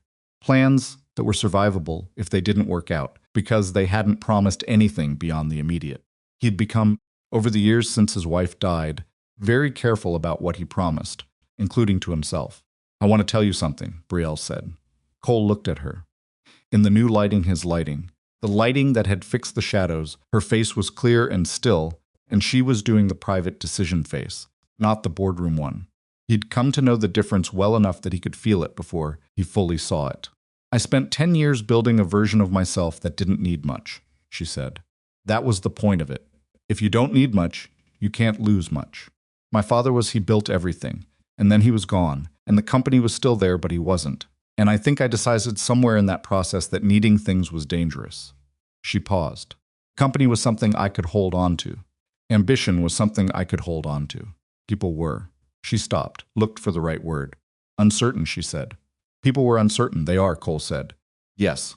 She looked at him directly. "You are." Cole was quiet. "But I've been noticing," Brielle said, "that the uncertainty has stopped being the main thing. It's still there. I'm not saying I've figured out how to not be afraid of it. I'm saying it stopped being the reason not to try. She folded her arms, not defensively, more in the way of someone who is being precise about something and needs their hands occupied while they work it out. I don't know exactly what I'm asking. I know that's not a satisfying way to say something like this. It's an honest way, Cole said. Is honest enough? Cole looked at the service room door. He thought about the version of himself that had been sitting in a maintenance stairwell 12 months ago, shoulder bruised from a concrete pillar, listening to a city that didn't know what had just happened inside one of its buildings. That version of himself had been competent and responsible and had been keeping his head down for 4 years and had been in the privacy of his own accounting, slowly running out of reasons to do anything other than get through the next day. He thought about what it meant that he was no longer running out of reasons. That there was a 10-year-old in this parking garage right now who had opinions about geometry and coastal bird migration patterns, and who had looked at a woman she barely knew and told her, plainly and without decoration, that loneliness gets better but takes a while. That there was work he was doing that mattered in ways he could point to Rosario and the check-in protocols and the third notebook and the blind spot on the entrance camera that no longer existed. He thought about what he'd told Brielle in the stairwell about leaving the Navy. True version. And the rest of it, the part he'd kept that burying the past, had been a kind of grief management. And grief management was not the same as living. I need to tell you something, he said. Brielle waited. After my wife died, Cole said, I stopped not functioning. Kept functioning. I kept everything running. But there's a part of being alive that's not about functioning. And I turned that part off because it was easier. It's the part that requires you to want things that can be taken away. He looked at the door. I turned it off, and I got good at not noticing it was off. And I stayed that way for 4 years, right up until the night someone tried to kidnap the CEO of this building, and I couldn't walk away from it. Why couldn't you walk away? Brielle asked. Her voice was careful and not pushing. I've thought about that, Cole said. For a year I've thought about it. Practical answer is that it was already in front of me, and I'm not built to walk away from something I can fix. But there's another answer. He looked at her. I think some part of me recognized that the version of hiding I was doing wasn't sustainable forever. And that night forced the question. He paused. You forced the question. Not because of what you said. You didn't say anything that night that forced anything. Just by being the way you were. Still holding the folio. Furious and scared at the same time and choosing furious. He stopped. I recognized something. Brielle uncrossed her arms. What did you recognize? Someone who was also managing things instead of living them, Cole said, and thinking that was enough. The parking structure was very quiet. Webb was somewhere on the upper level doing his rotation. The entrance camera was running its full coverage. Somewhere above them, the building hummed with its ordinary evening sounds. Tessa had drifted to the far wall and was reading something on the safety information. Placard, mounted there with the focused attention she brought to all printed material, which was her way of giving the adults a radius without being asked, which was one of the things about her that regularly exceeded what Cole had any right to expect. I'm not going to tell you I have this figured out, Cole said. I don't move fast on things like this, and I'm not going to pretend I do. I know, Brielle said. I'm not asking you to move fast. I'm also not going to tell you it doesn't mean something, because it does. He looked at her. You know it does. I know, she said more quietly. Tessa likes you, Cole said. She doesn't like most people readily. She liked you by the second sandwich. Brielle almost smiled. The diagonal cut. The diagonal cut was important, Cole said. It was a test. Did I pass other tests I wasn't aware of? Several, Cole said. You did fine. This time she did smile, the real one, the unguarded one that he'd been cataloging for a year without meaning to. And Cole, who had spent 4 years being precise about the distance between noticing things and doing anything about them, took one step that closed half the distance between them and reached out and took her hand. Not dramatically. Not with any particular ceremony. The way you take someone's hand when you've decided that the argument for not doing it has finally run out of substance. Brielle looked at their hands and then at him. That took a while, she said. I told you, I don't move fast. A year, she said. I was gathering information. That, Brielle said, is the most Cole Harlan thing you have ever said. From the far wall, without looking up from the safety placard, Tessa said, finally. Malcolm Voss was convicted in February of the following year on 6 of the 7 counts. The 7th, a securities violation, with a narrower evidentiary window, was dismissed on a procedural matter that the prosecution had flagged as a potential weakness from the beginning. His sentencing was 12 years, reduced from the potential maximum in recognition of certain cooperative statements he'd made during the federal component of the investigation, statements that had helped untangle the competitor network that had been funding the operation from the outside. Cole read the verdict report in his office on a Wednesday morning and filed it in the investigation folder that he'd been maintaining for 14 months. He thought about Voss's face in the boardroom, the settled confidence, the warmth in the corridor, the look he'd given Brielle at the end when the story had collapsed. He thought about what it meant to spend 9 years in proximity to a person and to have been, for at least some of that time, genuinely useful to them, and then to have made the specific set of decisions that Voss had made. He didn't think it was simple. He didn't think Voss was a cartoon. He thought it was probably closer to what happened when a person decided, in increments small enough to be individually justifiable, that the rules applied to other people, and then woke up one day having traveled further in that direction than they'd consciously intended, and kept going because stopping would have required admitting what the journey had been. Cole had seen versions of this in the military, not corruption, but the incremental logic of people who were very good at what they did and had started to confuse competence with permission. He'd caught it in himself, once or twice, in the kind of moments that you remember, not because they went badly, but because you noticed them in time. He closed the folder and went to his next meeting, which was with the facilities vendor about the third quarter maintenance schedule, and he brought the third notebook, which had grown substantially over the course of the year. Carradine Maritime's annual report for the fiscal year that had included the incident was the company's most scrutinized in its history, and also, paradoxically, one of its strongest not in raw numbers, which reflected the genuine costs of the period, but in the transparency of its disclosures, the specificity of the remediation it described, and the unusual directness with which the CEO's letter addressed what had happened and what had changed. 3 institutional investors who had suspended positions during the uncertainty period returned before the year was out. A 4th came in new, specifically citing the governance restructuring as the deciding factor. Brielle did not present this as a vindication. She presented it as a data point evidence that the thing they'd built was functional, which was useful to know, but not a conclusion. The work continued. The work, she was clear, would always continue, because the alternative to ongoing institutional vigilance was the slow, comfortable drift toward exactly the kind of failure they'd just survived. Thomas Aldridge told her, after the annual report presentation, that she'd become a better CEO than her father. He said it with the careful tone of someone who understood the weight of the comparison. Brielle thanked him and meant it and went back to her office and sat with the harbor for a while, which was something she'd started doing, since Cole's office was 2 doors away, and he'd made it look useful. Her father had been a builder. He'd built the company from a regional shipping broker into a legitimate logistics technology firm, through a combination of vision and stubbornness, and a willingness to work hours, that his body eventually protested in a terminal way. She'd always understood him through the company. The company was his language, and she'd learned it to have a conversation with him. And then he was gone, and the company was still there, and the conversation had simply continued, with her on both sides of it. What she understood now, that she hadn't fully understood a year ago, was that her father's most significant accomplishment wasn't the company. It was that he had, despite the hours and the pressure and the occasional spectacular failure of judgment that came with building things, maintained the capacity to believe that the people around him were worth something beyond their function. He'd known Hector's name at the lobby desk. He'd known the night cleaning crew lead's birthday. He'd known which of his executives were struggling at home and had imperfectly and sometimes clumsily tried to factor that in. Malcolm had been with the company 9 years and had apparently understood none of this. Cole had been in the building for 3 weeks and had understood all of it, instinctively, without being told, because it was how he moved through the world.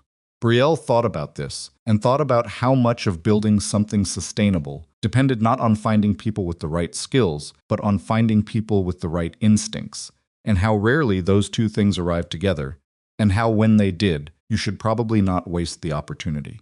They moved in together in April. This was not a dramatic decision. It was the outcome of a process that had been happening gradually and practically for several months, in the way that things accumulate between people who are spending most of their available time in the same spaces. Tessa had been campaigning for it since approximately February, not loudly, but with the steady, purposeful pressure of someone who has identified an outcome as correct and is waiting for the adults to reach the same conclusion. The house was Cole's, the rental on the north side, the one with the yard. Brielle gave up her apartment, which she'd been barely using since October, with less emotional difficulty than she'd anticipated, which told her something about how much of her life had already shifted its center of gravity. She brought very little. She'd expected to feel like she was transplanting herself, and instead felt carrying boxes through the front door on a Saturday, while Tessa supervised the arrangement of furniture with the authority of someone who lived there and therefore had opinions, like she was arriving somewhere she'd been moving toward for a while. The house was not large. The kitchen was slightly too small for 3 people to cook in simultaneously, which they discovered immediately and which became one of the recurring, minor logistical negotiations of the household. The yard needed work that Cole was addressing in increments with the methodical approach he brought to most practical problems. Tessa's room was at the end of the hall and had a window with a partial harbor view that she'd claimed within 10 minutes of being shown the house, months before this was a plan rather than an idea. Brielle's presence in the house changed it in ways she hadn't predicted.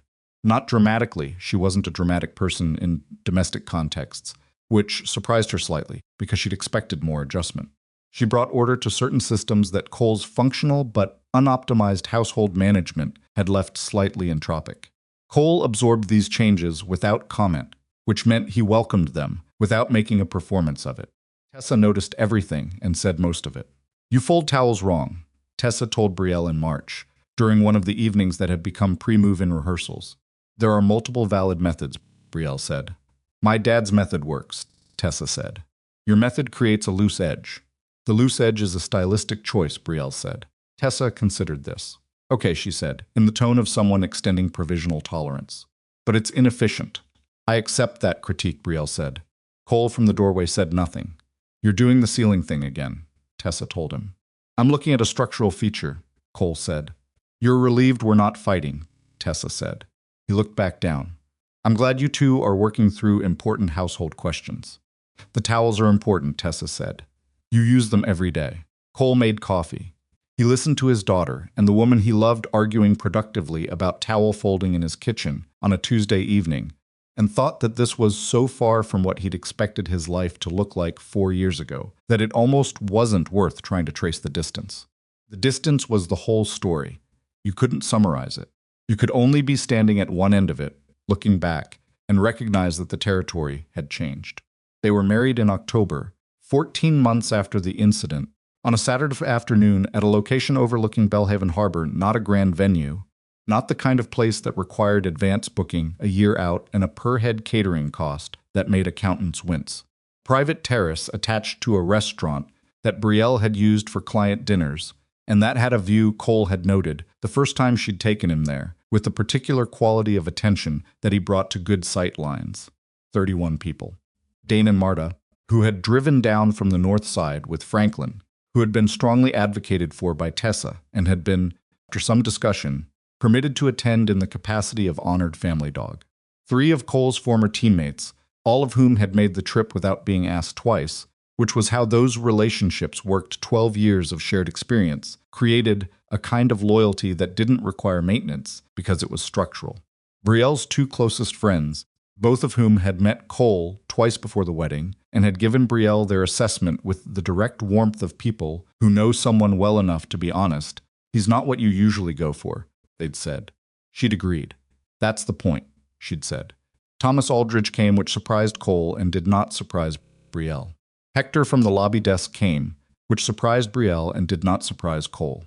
Rosario from the cleaning crew came because Cole had invited her, and she'd looked at the invitation for a long moment before saying yes, the manner of someone who wasn't sure what to do with being included in something like this, and had decided to simply show up and see, which Cole thought was about as good a way of approaching uncertain situations as any. Tessa stood beside Cole during the ceremony. She wore a blue dress she'd selected herself, and shoes that were slightly too formal, and that she'd broken in over 3 weeks of deliberate indoor use in order to ensure they wouldn't cause problems on the day. She held Cole's hand during most of it, and at one point leaned against his arm in the small unconscious way she had. And Cole felt the specific weight of her against his side and looked out at the harbor, and thought about all the ways a person's life could go, and all the ways he hadn't expected this one to. The officiant, a civil celebrant named Torres, who had a direct, unpretentious manner that both Cole and Brielle had found relieving, asked them to speak to what they were committing to. Brielle spoke first. She was not nervous, which Cole had predicted because Brielle did not get nervous when she was certain about something, and she was certain about this. She said that she was committing to the actual work of it, not the idea, not the feeling, but the daily, imperfect, sometimes frustrating work of choosing to be present for someone else's life and trusting that they were doing the same. She said she'd spent a long time building things that were professionally significant and personally empty, and that the difference between a life that was significant and one that was actually worth something had turned out to be smaller and harder to acquire than anything she'd ever built. She said Cole had not fixed her, because she hadn't been broken, and she hadn't fixed him, but they had each been less alone for knowing the other, which was the most specific and honest thing she could say about what had changed. Cole had not prepared remarks in the formal sense. He'd thought about it in the way he thought about most things over time, in fragments, letting the shape of it develop without forcing it. What came out was not polished.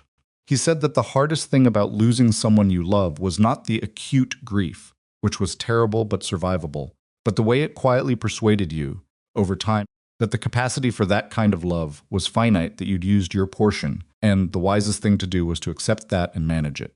He said he'd believed that for 4 years, and had been wrong for 4 years, and that being wrong about it was one of the better things that had ever happened to him. He said that Tessa had known before he did, which was embarrassing but accurate, and that Tessa's judgment in these matters had proven more reliable than his own, and he intended to continue consulting her on important questions. Beside him, said quietly, "Good." Several people laughed. Cole did not. He looked at Brielle and said, "You gave me back something I thought was gone." "I don't know how to say that more simply than that." Brielle said quietly, "That's simple enough." The harbor was doing its silver and gray thing in the October afternoon light, which was the best light for it, the angle of autumn sun on water that made it look like something old and patient and worth paying attention to. Cole stood at the terrace railing after the ceremony, while the guests moved around behind him in the comfortable disorder of a small, well-fed crowd, and looked at it. Dane appeared beside him with 2 glasses and handed one over. "How's the shoulder?" Dane said. Cole looked at him. "The shoulder. The one you caught on the pillar in the garage. November. You were favoring it for a month. It's fine," Cole said. "It's been fine since January." "I know," Dane said. "I was just reminding you that I noticed." They stood at the railing. The container ships were out there, doing their slow thing. Cole had stopped thinking of them as a metaphor for anything in particular, and had started thinking of them as ships, which was probably the right approach. "You look like a person who's doing okay," Dane said. "I am doing okay," Cole said. "Not doing okay. Actually okay." Cole drank. "Yes." Dane was quiet for a moment. "I wasn't sure you'd get here," he said. Not unkindly, just honestly the way they'd always talked. After Sarah. "I thought I didn't know if you had it in you to do this again." "I didn't know either," Cole said. "What changed?" Cole thought about the parking garage in November, the amber emergency lighting, the maintenance polo and the toolkit, and the woman in the charcoal blazer who was furious and scared, and choosing furious. The hardline phone that had given him a dial tone. "I was in the right place at the wrong time," he said. Dane looked at him. "That's not an answer. It's the honest one," Cole said. "I can't give you a better one. The night happened, and I was in it, and I couldn't walk away from it, and what followed from that was this." He gestured, not expansively, just a small motion toward the terrace behind them and the people on it. "I'm not going to claim I understood what was happening while it was happening. I didn't, but you showed up. I was already there," Cole said. "I was fixing a relay board." Dane laughed. It was a real one. "The relay board story," he said. "I love that story." "Tessa tells it at school," Cole said. "She's added details." "What kind of details?" "The details are her own," Cole said. "I've stopped trying to verify them." Dane shook his head, and they stood at the railing together the way they'd stood in other places over 15 years, not needing to fill it. Behind them, Tessa was talking to Rosario, who had apparently discovered that Tessa had opinions about labor organization in industrial facilities, a topic Tessa had developed an interest in after reading something she'd found in Cole's 3rd notebook, which she had not been supposed to find, but which she had found because she was Tessa. Rosario was listening with the expression of someone who had extended provisional tolerance to a 10-year-old and was finding it well placed. Brielle was at the center of the terrace, talking to Aldridge, and one of Cole's former teammates, a man named Soto, who had 3 inches on Cole and laughed at everything, which Brielle appeared to find immediately likable. She had a glass in her hand, and her head tilted slightly in the way it tilted when she was genuinely interested in what someone was saying rather than being polite about it. She looked up and found Cole at the railing.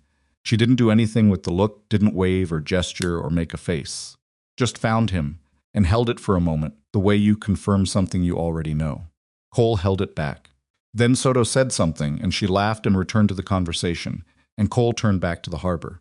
He thought about what he knew now that he hadn't known 2 years ago, standing in a maintenance stairwell with a bruised shoulder and a phone call to make. He knew that the things you bury don't actually stay buried, they wait, with the patience of things that have nowhere else to be, for the right pressure and the right circumstance to make them relevant again. He knew that the capacity for living a full life did not expire on a specific date, regardless of how thoroughly you had persuaded yourself it had. He knew that a 9-year-old's assessment of a situation was often the most accurate one in the room, and that this was not because children were wiser than adults, but because they hadn't yet learned to prefer the comfortable answer over the true one. He knew that keeping your head down was sometimes right there, were genuinely things that weren't your business, and genuinely moments when visibility was more dangerous than invisibility. But he also knew that he'd been using it, for 4 years, as a substitute for something else, and that the substitute had limits that he'd been approaching without knowing it. He knew that love, when it came back, and it could come back, which was the thing he'd been most wrong about, the thing he'd filed incorrectly with the most confidence, was not the same shape as it had been before. Different. Not lesser, not a replacement. Different in the way that a second winter is different from the first one, the same cold and the same bare trees, but with the knowledge that they come back in spring, which changes the quality of looking at them. He knew that work mattered when it was connected to something real. The third notebook, Rosario and the check-in protocols, the parking structure cameras, the 43 interviews in break rooms and supply closets, the things people told you when they believed you were actually going to do something with what you heard.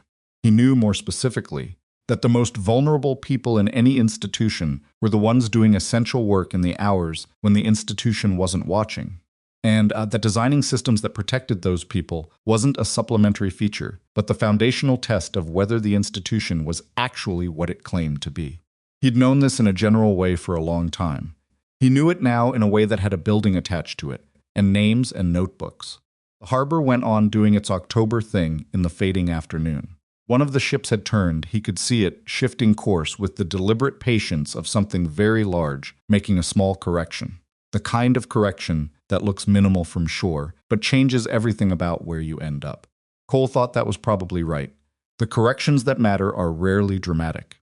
They're the ones you make in the middle of an ordinary night, in an ordinary building, when you have a choice between staying hidden and stepping forward, and you step forward, not because you've resolved every fear or completed every piece of grieving, or figured out who you're going to be next, but because the thing in front of you is right there and you can help, and that's enough of a reason. Most of the time, it turns out, that's enough. Brielle appeared beside him at the railing.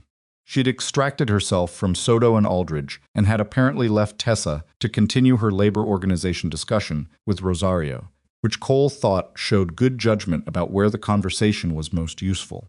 Stood beside him and looked at the harbor and said nothing for a moment. "You're doing the thing," she said. "What thing?" "The noticing everything quietly thing. You go somewhere in your head that looks like you're just standing there."